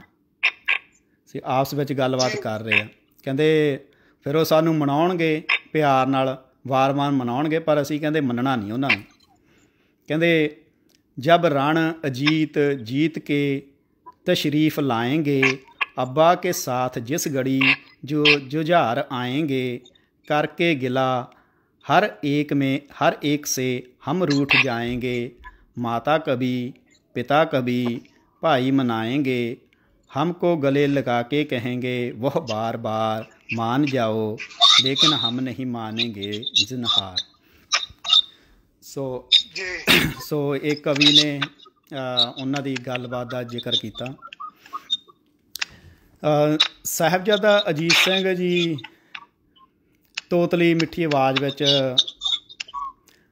ਦਾਦੀ ਮਾਂ ਨਾਲ ਗੱਲ ਕਰਦਾ ਕਿ ਜਦੋਂ ਉਹ ਕਹਿੰਦੇ ਪਿਤਾ ਜੀ ਅਤੇ ਵੀਰ ਸਾਨੂੰ ਬਹੁਤ ਜ਼ਿਆਦਾ ਮਨਾਉਣ ਦਾ ਯਤਨ ਕਰਨਗੇ, ਫਿਰ ਅਸੀਂ ਇੱਕ ਵਾਅਦਾ ਕਰਾਂਗੇ, ਵਾਅਦਾ ਲਵਾਂਗੇ ਉਹਨਾਂ ਨਾਲ ਕਿ ਵਾਅਦਾ ਕਰੋ ਕਿ ਮੁੜ ਕੇ ਸਾਨੂੰ ਛੱਡ ਕੇ ਕਿਤੇ ਨਹੀਂ ਜਾਵੋਗੇ। ਫਿਰ ਕਹਿੰਦੇ ਅਸੀਂ ਮੰਨਾਂਗੇ। ਇਕਰਾਰ लेंगे सबसे बुलाना ना फिर कभी, बार दिगर छोड़ के सताना ना फिर कभी, हमको अकेले छोड़ के जाना ना फिर कभी, कह देते हैं यूं हंस के रुलाना ना फिर कभी। बच्चों की गुफ्तगू जो सुनी दादी जान ने, बे इख्तियार रो दिया उस वाला शान ने। वाहिगुरू। सो इस ਭਿਆਨਕ ਹਾਲਾਤਾਂ ਵਿੱਚ ਤੜਕਸਾਰ ਤੋਂ ਹੁਣ ਤੱਕ ਦਾ ਇਹ ਵਿਖੜਾ ਪੈਂਡਾ ਹਨੇਰੇ ਵਿੱਚ ਜਿਵੇਂ ਕਿਵੇਂ ਕਰਕੇ ਉਹਨਾਂ ਤੈਅ ਕੀਤਾ, ਅਤੇ ਹੁਣ ਦਿਨ ਦਾ ਚੜ੍ਹਾਅ ਵੀ ਹੋ ਚੁੱਕਿਆ ਸੀ ਇਸ ਵਕਤ ਤੱਕ। ਅਗਲਾ ਰਸਤਾ ਹੋਰ ਵੀ ਔਖਾ ਸੀ, ਕਿਉਂਕਿ ਦਿਨ ਦਾ ਚਾਨਣ ਹੋਣ ਕਰਕੇ ਖਤਰਾ ਹੋਰ ਵਧੇਰੇ ਸੀ, ਅਤੇ ਦੁਸ਼ਮਣ ਗੁਰੂ ਸਾਹਿਬ ਦੇ ਖੂਨ ਦਾ ਪਿਆਸਾ ਹੋਇਆ ਹਰ ਹੀਲਾ ਵਰਤ ਕੇ ਉਹਨਾਂ ਨੂੰ ਅਤੇ ਗੁਰੂ ਸਾਹਿਬ ਦੇ ਪਰਿਵਾਰ ਨੂੰ ਖਤਮ ਕਰਨਾ ਚਾਹੁੰਦਾ ਸੀ। ਦਿਨ ਦਾ ਬਹੁਤਾ ਹਿੱਸਾ ਉਹਨਾਂ ਨੇ ਹੌਲੀ ਹੌਲੀ ਤੁਰਦਿਆਂ ਅਤੇ ਕਦੇ ਸਰਸਾ ਨਦੀ ਅਤੇ ਸਤਲੁਜ ਦੇ ਮੰਡ ਵਿੱਚ ਉੱਗੇ ਕਾਈਆਂ ਕਾਨਿਆਂ ਵਿੱਚ ਲੁਕ ਛਿਪ ਕੇ ਬੈਠੇ ਦੁਸ਼ਮਣ ਦੀ ਨਿਗਾਹ ਤੋਂ ਬਚਦਿਆਂ ਹੀ ਬਤੀਤ ਕੀਤਾ। ਇਹ ਉਹ ਗੁਰੂ ਦੇ ਲਾਲ ਸਨ ਜਿਨ੍ਹਾਂ ਦਾ ਜੀਵਨ ਮਖਮਲੀ ਬਿਸਤਰਿਆਂ 'ਤੇ ਬੀਤਿਆ, ਅਤੇ ਜਦ ਕਦੇ ਇਹ ਮਖਮਲੀ ਮੰਜਿਆਂ ਤੋਂ ਆਪਣੇ ਚਰਨ ਥੱਲੇ ਲਾਉਂਦੇ, ਸਿੱਖ ਸੇਵਕ ਆਪਣੇ ਹੱਥ ਇਹਨਾਂ ਦੇ ਚਰਨਾਂ ਥੱਲੇ ਰੱਖ ਇਹਨਾਂ ਗੁਰੂ ਲਾਲਾਂ ਨੂੰ ਲਾਡ ਲਡਾਉਂਦੇ ਸਨ, ਅਤੇ ਮਾਤਾ ਜੀ ਅਤੇ ਸਾਹਿਬਜ਼ਾਦੇ ਤੁਰੇ ਜਾਂਦੇ, ਕਦੇ ਬੈਠ ਜਾਂਦੇ, ਕਦੇ ਤੁਰ ਪੈਂਦੇ, ਕਦੇ ਮਾਤਾ ਜੀ ਬੱਚਿਆਂ ਨੂੰ ਖੱਚਰ ਉੱਪਰ ਬਿਠਾ ਦਿੰਦੇ। ਸਾਰਾ ਦਿਨ ਇਸ ਬੇਖਮ ਸਫ਼ਰ ਵਿੱਚ ਹੀ ਲੰਘ ਗਿਆ। ਹੁਣ ਦਿਨ ਢਲਣ ਦੇ ਨੇੜੇ ਪੁੱਜ ਚੁੱਕਾ ਸੀ। ਮਾਤਾ ਜੀ ਆਪਣੇ ਨੰਨ੍ਹੇ ਪੋਤਰਿਆਂ ਨਾਲ ਤੁਰਦੇ ਤੁਰਦੇ ਸਰਸਾ ਦੇ ਕਿਨਾਰੇ ਸਰਕੰਡਿਆਂ ਨੂੰ ਲਤਾੜਦੇ ਸਤਲੁਜ ਦਰਿਆ ਦੇ ਕੰਢੇ ਆ ਪੁੱਜੇ, ਜਿੱਥੇ ਸਤਲੁਜ ਦਰਿਆ ਸਰਸਾ ਵਿੱਚ ਇਹ ਇਕੱਠੇ ਹੋ ਜਾਂਦੇ ਆ, ਪੱਤਣ ਆ ਜਾਂਦਾ। ਇਹ ਪੱਤਣ ਪਿੰਡ ਚੱਕ ਢੇਰਾਂ ਦਾ। ਇਸ ਬਾਰੇ ਭਾਈ ਸੁੱਖਾ ਸਿੰਘ ਜੀ ਲਿਖਦੇ ਆ ਕਿ ਮਾਤਾ ਲੰਘ ਜੁਗ ਅਵਰ ਵਿਹੀਰ, ਪਗ ਪੰਕੜ ਆਏ ਚੱਲ ਤੀਰ। ਸੋ ਦਰਿਆ ਸਤਲੁਜ ਦੇ ਇਸ ਪੱਤਣ ਦੇ ਕੰਢੇ 'ਤੇ ਮਾਤਾ ਜੀ ਦੀ ਨਜ਼ਰ ਇੱਕ ਝੁੱਗੀ ਪੈਂਦੀ ਆ। ਸੂਰਜ ਛਿਪਣ ਵਾਲਾ ਸੀ ਅਤੇ ਠੰਡ ਦਾ ਠੱਕਾ ਵੀ ਮੁੜ ਵਗਣ ਲਈ ਤਿਆਰ ਸੀਗਾ। ਮਾਤਾ ਜੀ ਦੋਵੇਂ ਲਾਲਾਂ ਨੂੰ ਲੈ ਕੇ ਉਸ ਝੁੱਗੀ ਦੇ ਦਰ ਮੂਹਰੇ ਜਾ ਖੜਾਉਂਦੇ ਆ, ਅਤੇ ਆਵਾਜ਼ ਮਾਰੀ। ਅੰਦਰੋਂ ਇੱਕ ਧੀਮੀ ਜੀ ਸੁਰ ਵਿੱਚ ਆਵਾਜ਼ ਆਈ, ਪੁੱਛਿਆ ਕਿ ਭਾਈ ਕੌਣ ਹੈ, ਦੱਸੋ ਕੀ ਗੱਲ ਹੈ। ਤਾਂ ਮਾਤਾ ਜੀ ਨੇ ਅੱਗੋਂ ਜਵਾਬ ਦਿੱਤਾ ਕਿ ਭਾਈ ਸੱਜਣਾ, ਅਸੀਂ ਰਾਹਗੀਰ ਮੁਸਾਫਰ ਹਾਂ, ਅੱਜ ਦੀ ਰਾਤ ਸਿਰ ਲੁਕਾਉਣ ਲਈ ਟਿਕਾਣਾ ਚਾਹੀਦਾ। ਤਾਂ ਅੰਦਰੋਂ ਆਵਾਜ਼ ਆਉਂਦੀ ਆ ਕਿ ਮੇਰੇ ਪਾਸ ਇਸ ਕੁੱਲੀ ਵਿੱਚ ਥਾਂ ਨਹੀਂ ਹੈਗੀ। ਇਸ ਤੋਂ ਪਹਿਲਾਂ ਕਿ ਉਹ ਕੁਝ ਹੋਰ ਕਹਿੰਦੇ ਤਾਂ ਬਾਬਾ ਜ਼ੋਰਾਵਰ ਸਿੰਘ ਜੀ ਨੇ ਬੜੀ ਮਾਸੂਮੀਅਤ ਭਰੇ ਲਹਿਜੇ ਵਿੱਚ ਕਿਹਾ ਕਿ ਬਾਬਾ, ਅਸੀਂ ਬਹੁਤ ਥੱਕੇ ਹੋਏ ਹਾਂ, ਠੰਡ ਵੀ ਅੱਤ ਦੀ ਹੈ, ਅਤੇ ਮੀਂਹ ਨਾਲ ਕੱਪੜੇ ਵੀ ਸਾਡੇ ਭਿੱਜੇ ਹੋਏ ਹਨ, ਸੋ ਸਾਨੂੰ ਅੱਜ ਦੀ ਰਾਤ ਇਸ ਕੁੱਲੀ ਵਿੱਚ ਕੱਟ ਲੈਣ ਦੇ। ਕਿਸੇ ਬਾਲ ਦੀ ਇਸ ਦਿਲਚੀਰਵੀਂ ਅਤੇ ਲੋੜ ਭਰੀ ਪੁਕਾਰ ਨੇ ਝੌਂਪੜੀ ਦੇ ਮਾਲਕ ਦੇ ਧੁਰ ਅੰਦਰ ਤੱਕ ਇੱਕ ਕੰਬਣੀ ਜਿਹੀ ਛੇੜ ਦਿੱਤੀ। ਉਹ ਤਰਪ ਕੇ ਉੱਠਿਆ ਅਤੇ ਕੁੱਲੀ ਤੋਂ ਬਾਹਰ ਆ ਕੇ ਉਹ ਦੇਖਦਾ ਕਿ ਕੀ ਦੇਖਦਾ ਕਿ ਜਿਵੇਂ ਕਿਸੇ ਅਰਸ਼ੀ ਨੂਰ ਨਾਲ ਚਮਕਦੇ ਚਿਹਰੇ ਵਾਲੀ ਇੱਕ ਬਿਰਧ ਮਾਤਾ ਫਰਿਸ਼ਤਿਆਂ ਵਰਗੇ ਦੋ ਬੱਚਿਆਂ ਦੇ ਹੱਥ ਫੜੀ ਝੁੱਗੀ ਦੇ ਬਾਹਰ ਖੜ੍ਹੀ ਆ, ਅਤੇ ਉਹਨਾਂ ਦੇ ਪਿੱਛੇ ਉਹਨਾਂ ਦੀ ਇੱਕ ਖੱਚਰ ਖੜ੍ਹੀ ਆ ਸਿਰ ਸੁੱਟੀ। ਇਹ ਸੱਜਣ ਉਹਨਾਂ ਅਲੌਕਿਕ ਮੁਸਾਫਰਾਂ ਦੇ ਰੰਗ ਰਤੜੇ ਇਲਾਹੀ ਬਖਸ਼ਿਸ਼ ਭਰੇ ਦਗਦਗ ਕਰਦੇ ਮੁਖੜੇ ਨਿਹਾਰ ਕੇ ਮਾਤਾ ਜੀ ਅਤੇ ਸਾਹਿਬਜ਼ਾਦਿਆਂ ਮੂਹਰੇ ਡੰਡੌਤਵਤ ਹੋ ਗਿਆ। ਸਮਝਣ ਵਿੱਚ ਦੇਰ ਨਾ ਲੱਗੀ ਕਿ ਇਹ ਕੋਈ ਦੇਵ ਰੂਹਾਂ ਹਨ ਜੋ ਕਿਸੇ ਬਿਪਤਾ ਦਾ ਮੁਕਾਬਲਾ ਕਰ ਰਹੀਆਂ ਹਨ। ਮਾਤਾ ਜੀ ਨੇ ਆਪਣੇ ਅਤੇ ਵਿਖੜੇ ਹਾਲਾਤਾਂ ਬਾਰੇ ਸੰਖੇਪ ਵਿੱਚ ਦੱਸਿਆ। ਇਹ ਸੱਜਣ ਬਹੁਤ ਹੀ ਆਦਮ ਅਤੇ ਪ੍ਰੇਮ ਨਾਲ ਮਾਤਾ ਜੀ ਅਤੇ ਸਾਹਿਬਜ਼ਾਦਿਆਂ ਨੂੰ ਆਪਣੀ ਝੁੱਗੀ ਦੇ ਅੰਦਰ ਲੈ ਗਿਆ। ਅਧਖੜ ਉਮਰ ਦਾ ਇਹ ਸੱਜਣ ਵੀ ਸਮੇਂ ਦੇ ਲਫੇੜਿਆਂ ਦਾ ਮਾਰਿਆ ਹੋਇਆ, ਮੁਗਲਾਂ ਦੇ ਅਤਿਆਚਾਰ ਦਾ ਨਪੀੜਿਆ ਹੋਇਆ ਸੀ। ਇਸ ਦਾ ਨਾਮ ਕਰਮੂ ਝੀਵਰ, ਜੋ ਹੁਣ ਜਬਰੀ ਮੁਸਲਮਾਨ ਬਣਾ ਦੇਣ ਕਾਰਨ ਕਰਮਦੀਨ ਬਣ ਗਿਆ ਸੀ। ਪਰ ਦੁਨੀਆ ਇਹਨੂੰ ਕੁਮਾ ਮਾਸ਼ਕੀ ਜਾਂ ਕੁਮਾ ਮਲਾਹ ਕਹਿ ਕੇ ਹੀ ਪੁਕਾਰਦੀ ਸੀ। ਭਾਈ ਦੂਨਾ ਸਿੰਘ ਜੀ ਹਡੂਰੀਆ ਉਹ ਇਸ ਦਾ ਜ਼ਿਕਰ ਕਰਦੇ ਹਨ। ਉਹ ਕਹਿੰਦੇ, ਇੱਕ ਸੱਕਾ ਹਿੰਦੂ ਤੈ ਆਹੀ, ਇੱਕ ਸੱਕਾ ਹਿੰਦੂ ਤਹਿ ਆਹੀ, ਤੁਰਕ ਜੋਰਤ ਹੈ ਜਨਮ ਵਟਾਹੀ, ਕੁੰਮੇ ਤੇ ਕੀਮਾ ਤਹਿ ਕੀਨਾ, ਤਿਸ ਹੀ ਕੈ ਗ੍ਰਹਿ ਬਾਸਾ ਲੀਨਾ। ਸੋ ਇੱਥੇ ਆਪਾਂ ਦੱਸ ਦਈਏ ਕਿ ਭਾਈ ਦੂਨਾ ਸਿੰਘ ਜੀ ਗੁਰੂ ਗੋਬਿੰਦ ਸਿੰਘ ਜੀ ਦੇ ਸਮਕਾਲੀ ਸਨ ਅਤੇ ਅਨੰਦਪੁਰ ਸਾਹਿਬ ਦਾ ਕਿਲ੍ਹਾ ਛੱਡਣ ਵੇਲੇ ਵਿਦਵਾਨਾਂ ਦਾ ਵਿਚਾਰ ਹੈ ਕਿ ਉਹ ਭਾਈ ਦੂਨਾ ਸਿੰਘ ਜੀ ਗੁਰੂ ਗੋਬਿੰਦ ਸਿੰਘ ਜੀ ਦੇ ਨਾਲ ਸਨ। ਸੋ ਠੀਕ ਹੈ ਜੀ। ਇਸ ਗ੍ਰੰਥ ਦਾ ਜੋ ਇਹਨਾਂ ਦੀ ਲਿਖਤ ਹੈ, ਕਥਾ ਗੁਰਸੂਤਨ ਕੀ, ਇਸ ਦਾ ਜਿਹੜਾ ਅਸਲ ਖਰੜਾ ਸੀਗਾ ਉਹ ਸਿੱਖ ਰੈਫਰੈਂਸ ਲਾਇਬ੍ਰੇਰੀ ਵਿੱਚ ਮੌਜੂਦ ਸੀ। ਪਰ ਜੋ ਸਾਕਾ ਨੀਲਾ ਤਾਰਾ ਹੋਇਆ ਸੀ ਉਸ ਵਿੱਚ ਜਾਂ ਤਾਂ ਇਹ ਅੱਗ ਨਾਲ ਨਸ਼ਟ ਹੋ ਗਿਆ, ਜਾਂ ਇਹ ਵੀ ਹੋ ਸਕਦਾ ਕਿ ਸਰਕਾਰ ਵੱਲੋਂ ਇਹ ਚੁੱਕ ਲਿਆ ਗਿਆ ਹੋਵੇ। ਪਰ ਇਸ ਦਾ ਉਤਾਰਾ ਸਾਡੇ ਕੋਲੇ ਮੌਜੂਦ ਆ। ਕੁਝ ਵਿਦਵਾਨਾਂ ਵੱਲੋਂ ਇਹਦਾ ਉਤਾਰਾ ਕਰ ਲਿਆ ਗਿਆ ਸੀਗਾ, ਉਹ ਸਾਡੇ ਕੋਲੇ ਮੌਜੂਦ ਆ ਜੀ। ਇਹ ਇੱਕ ਬਹੁਤ ਵਧੀਆ ਗੱਲ ਹੋਈ ਆ, ਕਿਉਂਕਿ ਜਿਹੜੇ ਸਾਡੇ ਬਿਲਕੁਲ ਲੈਜਿਟ ਇਤਿਹਾਸਕ ਸਰੋਤ ਆ, ਉਹਨਾਂ ਦੀ ਅੱਜ ਰਿਪਰੈਜ਼ੈਂਟੇਸ਼ਨ ਕਰਨੀ ਹੋਵੇ, ਜਿਹੜੇ ਲੋਕ ਸਾਡਾ ਇਤਿਹਾਸ ਲੱਦ ਰਹੇ ਆ ਜਾਂ ਰੱਦ ਕਰ ਰਹੇ ਆ, ਤੇ ਉਹਦੇ ਵਾਸਤੇ ਜਿਹੜੇ ਪੁਰਾਤਨ ਇਤਿਹਾਸਕ ਸਰੋਤ ਆ ਆਪਣੇ ਆਪ ਅੰਦਰ ਇੱਕ ਬਹੁਤ ਸੋਲਿਡ ਕੰਧ ਦੀ ਤਰ੍ਹਾਂ ਕੰਮ ਕਰਦੇ ਆ। ਜੀ ਬਿਲਕੁਲ। ਤੇ ਭਾਈ ਕਰਮੂ ਝੀਵਰ ਬਾਰੇ ਭਾਈ ਕਿਸ਼ਨ ਸਿੰਘ ਵੀ ਆਪਣੀ ਰਚਨਾ ਵਿੱਚ ਲਿਖਦੇ ਆ, ਸ਼ਹੀਦਨਾਮਾ ਵਿੱਚ। ਉਹ ਇਸ ਚੀਜ਼ ਦੀ ਵੀ ਗਵਾਹੀ ਭਰਦੇ ਆ। ਉਹ ਕਹਿੰਦੇ ਕਿ ਇਹ ਰੱਬੀ ਖੌਫ ਵਿੱਚ ਜੀਵਨ ਬਸਰ ਕਰਨ ਵਾਲਾ, ਧਰਮ ਕਮਾਉਣ ਵਾਲਾ ਹਿੰਦੂ ਸੱਜਣ ਸੀ। ਔਰੰਗਜ਼ੇਬ ਦੀ ਰੀਸੇ ਹਿੰਦੂਆਂ ਨੂੰ ਜਬਰਨ ਮੁਸਲਮਾਨ ਬਣਾ ਕੇ ਸ਼ਰੀਅਤ ਵਿੱਚ ਵਾਧਾ ਕਰਨ ਦਾ ਜੋ ਭੂਤ ਮੁਗਲੀਆ ਜਰਵਾਣਿਆਂ ਦੇ ਸਿਰ ਸਵਾਰ ਹੋਇਆ ਸੀਗਾ, ਉਸੇ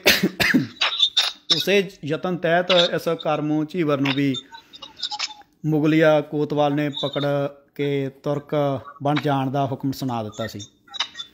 ਅਤੇ ਸ਼ਰੀਅਤ ਦਾ ਇਹ ਹੁਕਮ ਕਹਿੰਦੇ ਵੀ ਨਾ ਮੰਨਣ ਦੀ ਹਾਲਤ ਵਿੱਚ ਅਨੇਕਾਂ ਤਸੀਹੇ ਦੇ ਕੇ ਸਣੇ ਪਰਿਵਾਰ ਖਤਮ ਕਰਨ ਦੇਣ ਦਾ ਡਰਾਵਾ ਦਿੱਤਾ ਸੀ। ਸੋ ਆਖਰ ਜ਼ਬਰਦਸਤੀ ਮੁਸਲਮਾਨ ਕਰਕੇ ਕਰਮਦੀਨ ਬਣਾ ਦਿੱਤਾ। ਉਹ ਕਹਿੰਦੇ ਨੇ ਕਿ ਕਰਮੂ ਝੀਵਰ ਧਰਮ ਕਮਾਵ ਹੈ, ਤੁਰਕਨ ਕੌਵ ਹੈ ਮੂਲ ਨਾ ਭਾਵ ਹੈ, ਕੋਤਵਾਲ ਤਿਨ ਪਕੜ ਮੰਗਾਇਆ, ਰਾਜ ਕੋਪ ਦਾ ਸਬਕ ਸੁਣਾਇਆ, ਤੁਮਰੀ ਖਲੜੀ ਲਾਹੇਂਗੇ ਕਸਾਬ, ਕਟੰਬ ਤਮਾਰੋ ਜੋ ਬੇਹਿਸਾਬ, ਤਿਸ ਹੈ ਕੋਹਲੂ ਪੀੜ ਮੁਕਾਵ ਹੈ, ਦੇਵ ਹੈ ਹੁਕਮ ਤਬ ਕਵਨ ਬਚਾਵ ਹੈ, ਧਾਰਹੁ ਇਸਲਾਮ ਅਰ ਪਾਵਹੁ ਮਾਨ, ਵਜ਼ੀਰਾ ਬਖਸ਼ ਹੈ ਬਹੁਤ ਨਿਧਾਨ। ਸੋ ਇਹ ਭਾਈ ਕਿਸ਼ਨ ਸਿੰਘ ਜੀ ਸ਼ਹੀਦਨਾਮਾ ਵਿੱਚ ਇਸ ਚੀਜ਼ ਦਾ ਜ਼ਿਕਰ ਕਰਦੇ ਨੇ। ਸੋ ਆਪਣੇ ਨਾਲ ਹੋਈ ਇਸ ਵਧੀਕੀ ਦਾ ਸਾਰਾ ਦ੍ਰਿਸ਼ ਇੱਕ ਵਾਰ ਫਿਰ ਕਰਮੂ ਦੀਆਂ ਅੱਖਾਂ ਮੂਹਰੇ ਹੋ ਗੁਜ਼ਰਿਆ ਕਿ ਕਿਵੇਂ ਜਰਵਾਣਿਆਂ ਨੇ ਕੁੱਟਮਾਰ ਅਤੇ ਜ਼ੁਲਮ ਨੂੰ ਨਾ ਸਹਾਰਦੇ ਹੋਏ ਆਪਣਾ ਧਰਮ ਈਮਾਨ ਕਾਇਮ ਨਾ ਰੱਖ ਸਕਿਆ ਅਤੇ ਦੀਨੋ ਬੇਦੀਨ ਹੋ ਕੇ ਕਰਮਦੀਨ ਬਣ ਗਿਆ। ਅਤੇ ਜਾਤ ਬਰਾਦਰੀ ਨੇ ਵੀ ਇਸ ਔਖੇ ਸਮੇਂ ਉਸ ਦੀ ਕੋਈ ਮਦਦ ਨਾ ਕੀਤੀ ਅਤੇ ਨਾ ਹੀ ਉਸ ਨੂੰ ਹੌਸਲਾ ਦਿੱਤਾ। ਬਰਾਦਰੀ ਵਿੱਚੋਂ ਉਸ ਨੂੰ ਇਸ ਗੱਲ ਪਿੱਛੇ ਛੇਕ ਦਿੱਤਾ ਗਿਆ। ਉੱਧਰ ਉਹ ਮੁਗਲ ਜਿਨ੍ਹਾਂ ਨੇ ਉਸ ਨੂੰ ਆਪਣਾ ਦੀਨ ਵਿੱਚ ਰਲਾ ਕੇ ਦੀਨੀ ਭਰਾ ਬਣਾਇਆ ਸੀ, ਉਹ ਵੀ ਉਸ ਨੂੰ ਗਰੀਬ ਤੇ ਨਿਤਾਣਾ ਜਾਣ ਅਛੂਤ ਜਾਣ ਕੇ ਵਗਾਰਾਂ ਹੀ ਕਰਵਾਉਂਦੇ ਰਹੇ।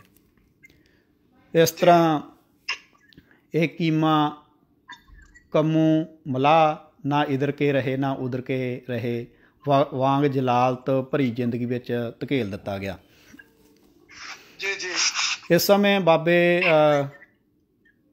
ਕਰਮੂ ਬਾਬੇ ਦੀਆਂ ਅੱਖਾਂ ਸਾਹਮਣੇ ਧੰਨ ਗੁਰੂ ਤੇਗ ਬਹਾਦਰ ਜੀ ਦੀ ਲਸਾਨੀ ਕੁਰਬਾਨੀ ਵੀ ਘੁੰਮ ਗਈ ਕਿ ਕਿਵੇਂ ਇਸ ਬਿਰਧ ਜਗਤ ਮਾਤਾ ਦੇ ਸਿਰ ਦੇ ਸਾਈਂ ਨੇ ਆਪਣੇ ਸੀਸ ਦੀ ਕੁਰਬਾਨੀ ਦੇ ਕੇ ਤਿਲਕ ਜੰਜੂ ਦੀ ਰਖਵਾਲੀ ਕਰਦਿਆਂ ਉਸ ਜੈਸੇ ਅਨੇਕਾਂ ਕਰਮਾਂ ਨੂੰ ਕਰੀਮ ਬਖਸ਼ ਬਣਨ ਤੋਂ ਬਚਾ ਕੇ ਜਿੱਲਣ ਭਰੇ ਨਰਕ ਵਿੱਚ ਡਿੱਗਣ ਤੋਂ ਬਚਾ ਲਿਆ। ਅਤੇ ਇਸੇ ਮਾਤਾ ਗੁਜਰੀ ਦੇ ਲਾਡਲੇ ਨੇ ਅਜਿਹੇ ਹੀ ਜ਼ਾਲਮਾਂ ਦਾ ਮੂੰਹ ਮੋੜਨ ਲਈ ਸਾਰੇ ਸੁੱਖ ਆਰਾਮ ਤਿਆਗ ਕੇ ਜ਼ੁਲਮ ਦਾ ਨਾਸ਼ ਕਰਨ ਦਾ ਬੀੜਾ ਚੁੱਕਿਆ ਹੈ। ਉਹ ਸੋਚ ਰਿਹਾ ਸੀ ਕਿ ਅੱਜ ਇਹ ਕਰਮੂ ਵਾਕਿਆ ਹੀ ਕਿੰਨਾ ਕਰਮਾਂ ਵਾਲਾ ਹੈ, ਜਿਸ ਨੂੰ ਉਸ ਹਿੰਦ ਦੀ ਚਾਦਰ ਦੇ ਪਰਿਵਾਰ ਦੀ ਚਰਨ ਧੂੜੀ ਨਸੀਬ ਹੋਈ ਆ ਅਤੇ ਹਿੰਦਵਾਨ ਦੇ ਰਖਵਾਲੇ ਪਰਿਵਾਰ ਦੀ ਸੇਵਾ ਕਰਨ ਦਾ ਸੁਭਾਗ ਅਜਿਹੇ ਸਮੇਂ ਉਸ ਨੂੰ ਮਿਲਿਆ ਜਦ ਉਹਨਾਂ ਨੂੰ ਇਸ ਸੇਵਾ ਦੀ ਜ਼ਰੂਰਤ ਆ। ਸੋ ਅਜਿਹੀਆਂ ਸੋਚਾਂ ਵਿੱਚ ਘੁੰਮ ਰਹੇ ਇਸ ਕੁਮੇ ਮਾਸ਼ਕੀ ਨੇ ਮਾਤਾ ਜੀ ਅਤੇ ਛੋਟੇ ਸਾਹਿਬਜ਼ਾਦਿਆਂ ਨੂੰ ਬਹੁਤ ਹੀ ਆਦਰ ਸਤਿਕਾਰ ਨਾਲ ਆਪਣੀ ਕੁੱਲੀ ਵਿੱਚ ਟਿਕਾਣਾ ਦਿੱਤਾ। ਇਹ ਕੁਮਾ ਭਾਵੇਂ ਦੁਨੀਆ ਦੀ ਨਿਗਾਹ ਵਿੱਚ ਗਰੀਬ ਸੀ, ਪਰ ਦਿਲ ਦਾ ਇਹ ਅਮੀਰ ਸੀ। ਕੁੱਲੀ ਅੰਦਰ ਟਿਕਾਣਾ ਕਰਾ ਬੜੀ ਆਜੀ ਵਿੱਚ ਕਹਿਣ ਲੱਗਾ ਕਿ ਮਾਤਾ ਜੀ, ਆਪ ਜੀਆਂ ਦੀ ਸੇਵਾ ਕਰਨ ਲਈ ਮੇਰੇ ਪਾਸ ਕੋਈ ਸਾਧਨ ਨਹੀਂ ਅਤੇ ਨਾ ਹੀ ਇਹ ਟਿਕਾਣਾ ਆਪ ਜੀ ਦੀ ਸ਼ਾਨ ਦੇ ਯੋਗ ਹੈ, ਪਰ ਫਿਰ ਵੀ ਆਪ ਜੀ ਇਹ ਵਡਿਆਈ ਹੈ, ਆਪ ਜੀ ਦੀ ਇਹ ਵਡਿਆਈ ਹੈ ਕਿ ਆਪ ਜੀ ਨੇ ਮੇਰੇ ਜਿਹੇ ਨਾ ਚੀਜ਼ ਦੀ ਝੌਂਪੜੀ ਵਿੱਚ ਚਰਨ ਪਾ ਕੇ ਮੈਨੂੰ ਕਰਤਾਰਥ ਕੀਤਾ ਹੈ ਔਰ ਸਾਡੇ ਜਿਹੇ ਨਿਤਾਣਿਆਂ ਨਿਮਾਣਿਆਂ ਦੀ ਖਾਤਰ ਅਜਿਹੇ ਦੁੱਖਾਂ ਨੂੰ ਆਪਣੇ ਪਿੰਡੇ 'ਤੇ ਹੰਢਾ ਰਹੇ ਹੋ। ਮਾਤਾ ਜੀ ਨੇ ਬਾਬੇ ਕੁੰਮੇ ਨੂੰ ਧਰਵਾਸ ਦਿੰਦਿਆਂ ਸਿਰ ਪਲੋਸਿਆ ਅਤੇ ਅਸ਼ੀਸ਼ ਬਖਸ਼ੀ ਕਿ ਭਾਈ ਕਰਮੂ ਤੇਰੀ ਦਰਗਾਹ ਵਿੱਚ ਬਣ ਆਵੇ, ਸਦਾ ਸੁਖੀ ਰਹੇ, ਗੁਰੂ ਚਰਨਾਂ ਨਾਲ ਤੇਰੀ ਪ੍ਰੀਤ ਬਣੀ ਆਵੇ, ਗੁਰੂ ਨਾਨਕ ਦੀ ਨਿਗਾਹ ਮਿਹਰ ਭਰੀ ਹੋਵੇ ਤੇਰੇ 'ਤੇ। ਸੋ ਇਸ ਤਰ੍ਹਾਂ ਗੱਲਾਂ ਬਾਤਾਂ ਕਰਦਿਆਂ ਸ਼ਾਮ ਹੋ ਚੁੱਕੀ ਸੀ ਅਤੇ ਮਾਤਾ ਜੀ ਅਤੇ ਸਾਹਿਬਜ਼ਾਦੇ ਭੁੱਖਣ ਭਾਣੇ ਸਨ। ਬਾਬਾ ਕਰਮੂ ਗੁਰੂ ਪਰਿਵਾਰ ਦੇ ਆਹਾਰ ਲਈ ਲੰਗਰ ਦਾ ਪ੍ਰਬੰਧ ਕਰਨ ਲਈ ਨੇੜਲੇ ਜਿਹੜਾ ਨਗਰ ਸੀ ਉੱਧਰ ਨੂੰ ਚਲਿਆ ਜਾਂਦਾ। ਨੇੜਲੇ ਨਗਰ ਵਿੱਚ ਵਸਦੀ ਲక్ష్ਮੀ ਨਾਂ ਦੀ ਇੱਕ ਬੀਬੀ ਜੋ ਪ੍ਰਭੂ ਪਿਆਰ ਵਾਲੀ ਰੰਗ ਰਤੜੀ ਆਤਮਾ ਸੀ, ਉਸ ਪਾਸੋਂ ਜੋ ਬਣ ਸਰਦਾ ਸੀ ਰੁੱਖਾ ਮਿੱਸਾ ਉਹ ਤਿਆਰ ਕਰਵਾਇਆ ਲੰਗਰ ਪ੍ਰਸ਼ਾਦਾ ਅਤੇ ਵਾਪਸ ਕੁੱਲੀ ਵਿੱਚ ਆ ਗਿਆ ਅਤੇ ਮਾਤਾ ਜੀ ਅਤੇ ਸਾਹਿਬਜ਼ਾਦਿਆਂ ਦੇ ਚਰਨਾਂ ਵਿੱਚ ਆ ਹਾਜ਼ਰ ਕੀਤਾ। ਪਿਛਲੇ ਲੰਮੇ ਸਮੇਂ ਤੋਂ ਭੁੱਖਣ ਭਾਣੇ ਮਾਤਾ ਜੀ ਅਤੇ ਗੁਰੂ ਲਾਲਾ ਨੇ ਪਿਆਰ ਨਾਲ ਤਿਆਰ ਕੀਤਾ ਹੋਇਆ ਲੰਗਰ ਪ੍ਰਸ਼ਾਦਾ ਗ੍ਰਹਿਣ ਕੀਤਾ ਅਤੇ ਲਗਾਤਾਰ ਸਫ਼ਰ ਦੀ ਥਕਾਵਟ ਨਾਲ ਚੂਰ ਹੋਏ ਸਾਹਿਬਜ਼ਾਦੇ ਮੁੜ ਆਪਣੇ ਪਿਤਾ ਜੀ, ਵੀਰਾਂ, ਮਾਤਾਵਾਂ, ਗੁਰਸਿੱਖਾਂ ਅਤੇ ਆਨੰਦਪੁਰੀ ਬਾਰੇ ਪੁੱਛਦੇ ਮਾਤਾ ਜੀ ਦੀ ਗੋਦੀ ਵਿੱਚ ਸੌਂ ਜਾਂਦੇ ਆ। ਭਾਈ ਕਰਮੂ ਨੂੰ ਬੀਬੀ ਲక్ష్ਮੀ ਨੇ ਕੁਝ ਗਰਮ ਵਸਤਰ ਵੀ ਗੁਰੂ ਪਰਿਵਾਰ ਦੇ ਓਢਣ ਲਈ ਦਿੱਤੇ ਸਨ। ਸੋ ਉਹ ਬੱਚਿਆਂ ਉੱਪਰ ਦੇ ਕੇ ਪਰਮੇਸ਼ਰ ਦਾ ਸੋਹਲਾ ਪੜ੍ਹ ਮਾਤਾ ਜੀ ਵੀ ਸਾਹਿਬਜ਼ਾਦੇ ਨਾਲ ਜ਼ਮੀਨ 'ਤੇ ਉੱਪਰ ਪਰਮਾਤਮਾ ਦਾ ਭਾਣਾ ਮੰਨ ਕੇ ਪਰਮੇਸ਼ਰ ਜੀ ਦਾ ਸ਼ੁਕਰਾਨਾ ਕਰਦੇ ਹੋਏ ਬਿਰਾਜਮਾਨ ਹੋ ਜਾਂਦੇ ਆ। ਵਿਖੜੇ ਰਸਤਿਆਂ ਦੀਆਂ ਮੁਸ਼ਕਿਲਾਂ ਅਤੇ ਥਕਾਵਟ ਅਤੇ ਭੁੱਖ ਦੇ ਸਤਾਏ ਅਤੇ ਸਰਦੀ ਦੇ ਸੀਤ ਕੀਤੇ ਹੋਏ ਨੰਨੇ ਸਾਹਿਬਜ਼ਾਦਿਆਂ ਨੇ ਮਾਤਾ ਜੀ ਦੀ ਗੋਦੀ ਵਿੱਚ ਸਿਰ ਰੱਖ ਕੇ ਆਰਾਮ ਕੀਤਾ। ਬਿਪਤਾ ਦੀ ਘੜੀ ਵਿੱਚ ਮਾਤਾ ਜੀ ਦੀਆਂ ਅੱਖਾਂ ਵਿੱਚ ਨੀਂਦ ਕਿੱਥੋਂ ਆਉਣੀ ਸੀ, ਕਿਉਂਕਿ ਸਮਾਂ ਹੀ ਇਹੋ ਜਿਹਾ ਸੀਗਾ। ਨਾ ਅਗਾਂਹ ਕੋਈ ਟਿਕਾਣਾ ਦਿਸਦਾ ਸੀ, ਪੈਰ ਪੈਰ 'ਤੇ ਦੁਸ਼ਮਣ ਸਤਿਗੁਰ ਜੀ ਅਤੇ ਉਹਨਾਂ ਦੇ ਪਰਿਵਾਰ ਦੀ ਸੂਹ ਲੈਂਦੇ ਫਿਰਦੇ ਸਨ ਜੀ। ਧੰਨ ਮਾਤਾ ਗੁਜਰੀ ਜੀ, ਜਿਨ੍ਹਾਂ ਦਾ ਹੁਕਮ ਮੰਨਣ ਲਈ ਸਿੱਖ ਸੇਵਕ ਹਰ ਛਣ ਹਾਜ਼ਰ ਰਹਿੰਦੇ ਸਨ। ਇਹ ਉਹ ਮਾਤਾ ਗੁਜਰੀ ਜੀ ਹਨ ਜੋ ਮਖਮਲੀ ਪਲੰਘਾਂ ਉੱਤੇ ਛੋਟੇ ਸਾਹਿਬਜ਼ਾਦਿਆਂ ਨੂੰ ਆਪਣੇ ਸੱਜੇ ਖੱਬੇ ਪਾ ਦੋਹਰੀਆਂ ਮਖਮਲ ਦੀਆਂ ਰਜਾਈਆਂ ਨਾਲ ਢੱਕ ਕੇ ਅੰਗੀਠੀਆਂ ਬਾਲ ਕੇ ਪੋਹ ਦੇ ਮਹੀਨੇ ਆਰਾਮ ਕਰਾਇਆ ਕਰਦੇ ਸਨ। ਅਤੇ ਅੱਜ ਉਹ ਦਿਨ ਵੀ ਮਾਤਾ ਗੁਜਰੀ ਜੀ ਨੂੰ ਜ਼ਿੰਦਗੀ ਵਿੱਚ ਨਸੀਬ ਹੋਏ। ਪੋਹ ਦੇ ਮਹੀਨੇ ਦੀ ਅਤ ਸਰਦੀ ਨਾਲ ਧਰਤੀ 'ਤੇ ਨੰਗਾ ਪੈਰ ਵੀ ਨਹੀਂ ਟਿਕਾਇਆ ਜਾਂਦਾ। ਅਜਿਹੀ ਠੰਡੀ ਠਾਰ ਧਰਤੀ 'ਤੇ ਵਿਛੀ ਚਟਾਈ ਉੱਪਰ ਮਾਤਾ ਜੀ ਅਤੇ ਸਾਹਿਬਜ਼ਾਦੇ ਸਮਾਂ ਬਤੀਤ ਕਰ ਰਹੇ ਆ। ਉਹ ਸਾਹਿਬਜ਼ਾਦੇ ਜਿਨ੍ਹਾਂ ਨੂੰ ਭਾਈ ਲਾਹੌਰਾ ਸਿੰਘ, ਭਾਈ ਚੌਪਾ ਸਿੰਘ ਜੀ ਆਦਿ ਵਰਗੇ ਗੁਰਸਿੱਖ ਆਪਣੀਆਂ ਪਿੱਠਾਂ 'ਤੇ ਬਿਠਾ ਕੇ ਘੋੜਾਵਣ ਝੂਟੇ ਦਿੰਦੇ ਸਨ। ਪਿਆਰੇ ਸਾਹਿਬਜ਼ਾਦਿਆਂ ਦੇ ਚਰਨਾਂ ਹੇਠ ਸਿੱਖ ਆਪਣੇ ਹੱਥ ਵਿਛਾ ਕੇ ਪਿਆਰ ਨਾਲ ਲਾਡ ਲਡਾਉਂਦੇ ਆਪਣੇ ਧੰਨ ਭਾਗ ਸਮਝਦੇ ਸਨ। ਜੋ ਸਾਹਿਬਜ਼ਾਦੇ ਸ਼ਾਹੀ ਠਾਠ ਵਿੱਚ ਪਲੇ ਸਨ ਅਤੇ ਉਹਨਾਂ ਕਦੀ ਖਿਆਲ ਤੱਕ ਵੀ ਨਹੀਂ ਸੀ ਆਇਆ ਕਿ ਪਰਮਾਤਮਾ ਦੇ ਹੁਕਮ ਵਿੱਚ ਇਹੋ ਜਿਹੀ ਬਿਪਤਾ ਦੇ ਦਿਨ ਵੀ ਵੇਖਣੇ ਪੈਣਗੇ, ਅੱਜ ਇੱਕ ਕੁੱਲੀ ਵਿੱਚ ਰਾਤ ਕੱਟੀ ਕਰ ਰਹੇ ਹਨ। ਵਾਹਿਗੁਰੂ। ਸੋ ਬਾਬਾ ਕਰਮੂ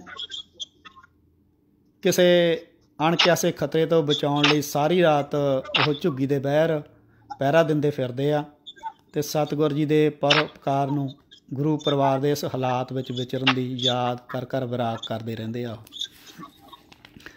ਅਤੇ ਦਿਨ ਚੜ੍ਹ ਜਾਂਦਾ, ਮਾਤਾ ਜੀ ਵੀ ਸਾਵਧਾਨ ਹੋ ਕੇ ਪਰਮੇਸ਼ਰ ਦੀ ਯਾਦ ਵਿੱਚ ਜੁੜ ਬੈਠਦੇ ਆ। ਸਾਰੀ ਬੀਬੀ ਲక్ష్ਮੀ ਅਤ ਪਿਆਰ ਨਾਲ ਜਲ ਪਾਣੀ ਤਿਆਰ ਕਰਕੇ ਭਾਈ ਕੁੰਮੇ ਦੀ ਕੁੱਲੀ ਵਿੱਚ ਆ ਪਹੁੰਚਦੀ ਆ।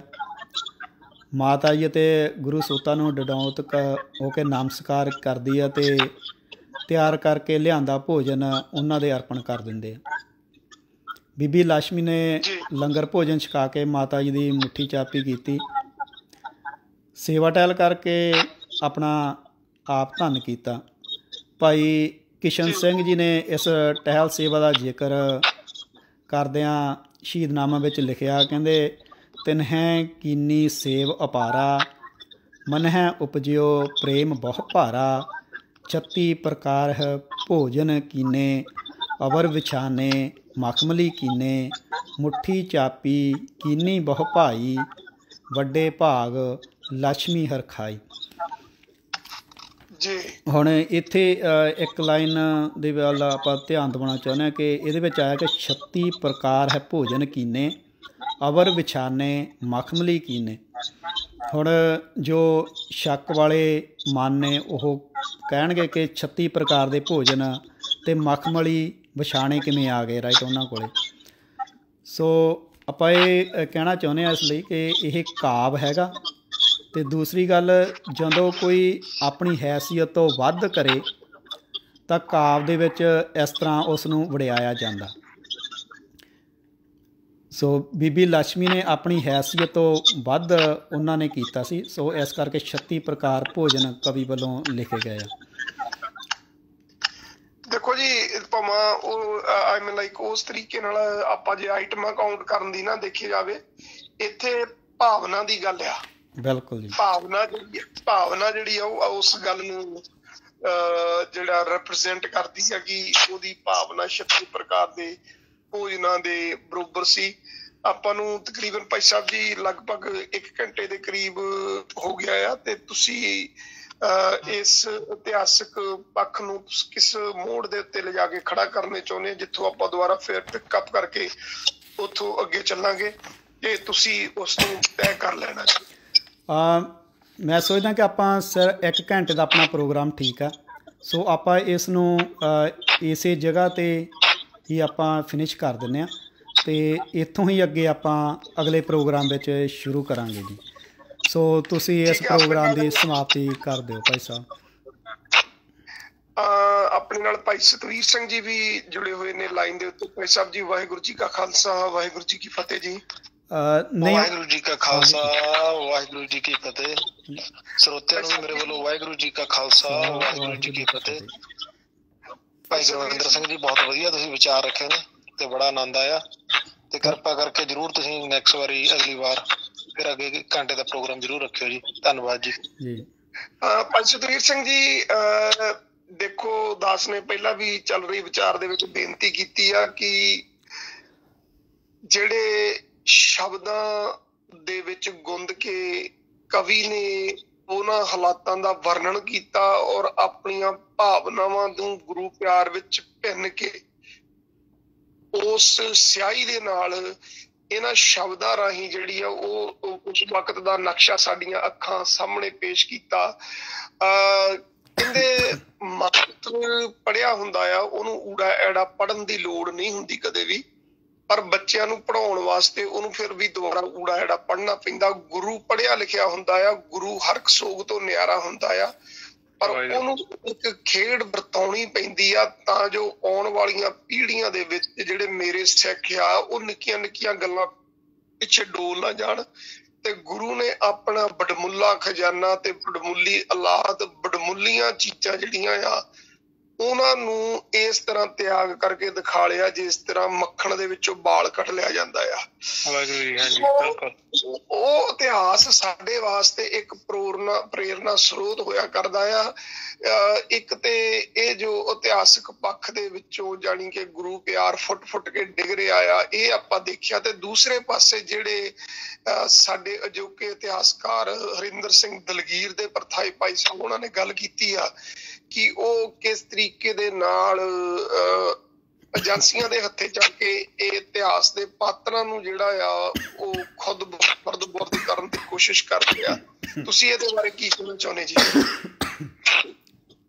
ਵਾਹਿਗੁਰੂ ਜੀ ਕਾ ਖਾਲਸਾ, ਵਾਹਿਗੁਰੂ ਜੀ ਕੀ ਫਤਿਹ। ਹਾਂਜੀ ਖਾਲਸਾ ਜੀ, ਬਿਲਕੁਲ ਮੈਂ ਤੁਹਾਡੇ ਨਾਲ ਇਸ ਗੱਲ ਨਾਲ ਸਹਿਮਤੀ ਰੱਖਦਾ ਕਿ ਰਾਈਟ ਨੂੰ ਜਿਹੜਾ ਸਿੱਖਾਂ ਦੇ ਇਤਿਹਾਸ ਨੂੰ ਖਤਮ ਕਰਨ ਦੇ ਲਈ, ਚਾਹੇ ਗੁਰਦੁਆਰਿਆਂ ਦੀਆਂ ਬਿਲਡਿੰਗਾਂ ਹੋਣ, ਚਾਹੇ ਸਿੱਖਾਂ ਦੇ ਉਹ ਮਹਾਨ ਸ਼ਹੀਦ ਹੋਣ, ਉਹਨਾਂ ਨੂੰ ਕਿਸੇ ਨਾ ਕਿਸੇ ਤਰੀਕੇ ਖਤਮ ਕਰਕੇ ਅਜੋਕੀ ਪੀੜ੍ਹੀ ਨੂੰ ਸਿੱਖੀ ਵੱਲੋਂ ਤੇ ਸਿੱਖੀ ਦੇ ਰਾਸਤੇ ਤੇ, ਕਿਉਂਕਿ ਸ਼ਹਾਦਤ ਸ਼ਹੀਦ ਕਿਸੇ ਕੌਮ ਦਾ ਸਰਮਾਇਆ ਹੁੰਦੇ ਨੇ ਜਿਹੜੇ ਤੁਹਾਨੂੰ ਸੇਧ ਦਿੰਦੇ ਨੇ ਕਿ ਤੁਸੀਂ ਕਿਸ ਤਰ੍ਹਾਂ ਜੀਵਨ ਜਿਉਣਾ ਧਾਰਮਿਕ ਤੌਰ ਤੇ ਇੱਕ ਜੀਵਨ ਦੇ ਵਿੱਚ ਵੀ ਤੁਸੀਂ ਕਿਸ ਤਰ੍ਹਾਂ ਜਿਉਣਾ। ਉਹ ਚਾਹੁੰਦੇ ਨੇ ਕਿ ਸਿੱਖੀ ਨੂੰ ਖਤਮ ਕਰਨ ਦੀਆਂ ਕੁਝ ਚਾਲਾਂ ਸਰਕਾਰ ਵੱਲੋਂ ਚੱਲੀਆਂ ਜਾ ਰਹੀਆਂ ਜੀ, ਜਿਹਦੇ ਵਿੱਚ ਰਾਈਟਰ ਮੇਰੇ ਹਿਸਾਬ ਨਾਲ ਰਣਜੀਤ ਸਿੰਘ ਢੱਡਰੀ ਵਾਲਾ ਵੀ ਇਸ ਵੱਲ ਕਾਫੀ ਉਸਦਾ ਚੱਲ ਰਿਹਾ ਜੀ। ਹਾਂ ਬਿਲਕੁਲ, ਐਬਸੋਲੂਟਲੀ। ਉਹਦਾ ਇੱਕ ਜਿਤਨੇ ਚਾਹੇ ਕੋਈ ਸਟੇਜਾਂ ਤੋਂ ਮਾਈਕ ਉੱਪਰ ਬੋਲ ਕੇ ਇਤਿਹਾਸ ਨੂੰ ਰੱਦ ਕਰ ਰਿਹਾ ਆ, ਤੇ ਚਾਹੇ ਕੋਈ ਕਿਤਾਬਾਂ ਵਿੱਚ ਲਿਖ ਕੇ ਕਰ ਰਿਹਾ ਆ, ਚਾਹੇ ਉਹ ਸ਼੍ਰੋਮਣੀ ਕਮੇਟੀ ਦੇ ਆਪਣੇ ਖਜ਼ਾਨੇ 'ਚ ਜਿਹੀਆਂ ਪੁਸਤਕਾਂ ਪਈਆਂ ਜਿਨ੍ਹਾਂ ਤੇ ਉਹਨਾਂ ਨੇ ਆਪ ਹਸਤਾਖਰ ਕੀਤੇ ਆ, ਜਿਨ੍ਹਾਂ ਗੁਰੂ ਸਾਹਿਬ ਦਾ ਨਰਾਦਰ ਕੀਤਾ ਗਿਆ ਹੈ। ਇਹ ਸਾਰਾ ਵਰਤਾਰਾ ਜਿਹੜਾ ਆ ਸਿੱਖ ਕੌਮ ਨੂੰ ਅਵੇਅਰ ਹੋਣ ਦੀ ਲੋੜ ਆ, ਤੇ ਆਪਾਂ ਕੰਟੀਨਿਊ ਇਹੋ ਜਿਹੇ ਐਪੀਸੋਡ ਜਿਹੜੇ ਆ ਕਰਦੇ ਰਵਾਂਗੇ ਮੇਰੇ ਖਿਆਲ ਦੇ ਨਾਲ ਆਉਣ ਵਾਲੇ ਦਿਨਾਂ ਦੇ ਵਿੱਚ, ਤਾਂ ਜੋ ਇਹ ਅਨਮੋਲ ਖਜ਼ਾਨਾ ਜਿਹੜਾ ਆ ਆਨਲਾਈਨ ਦੀ ਵੀ ਕਾਲ ਅਵੇਲੇਬਲ ਰਵੇ। ਤੇ ਆਪਾਂ ਹੁਣ ਖਿਮਾ ਜਾਚਨਾ ਕਰੀਏ ਸਰੋਤਿਆਂ ਤੋਂ। ਹਾਂਜੀ ਬਿਲਕੁਲ ਜੀ, ਬਿਲਕੁਲ ਜੀ। ਵਾਹਿਗੁਰੂ ਜੀ ਕਾ ਖਾਲਸਾ, ਵਾਹਿਗੁਰੂ ਜੀ ਕੀ ਫਤਿਹ।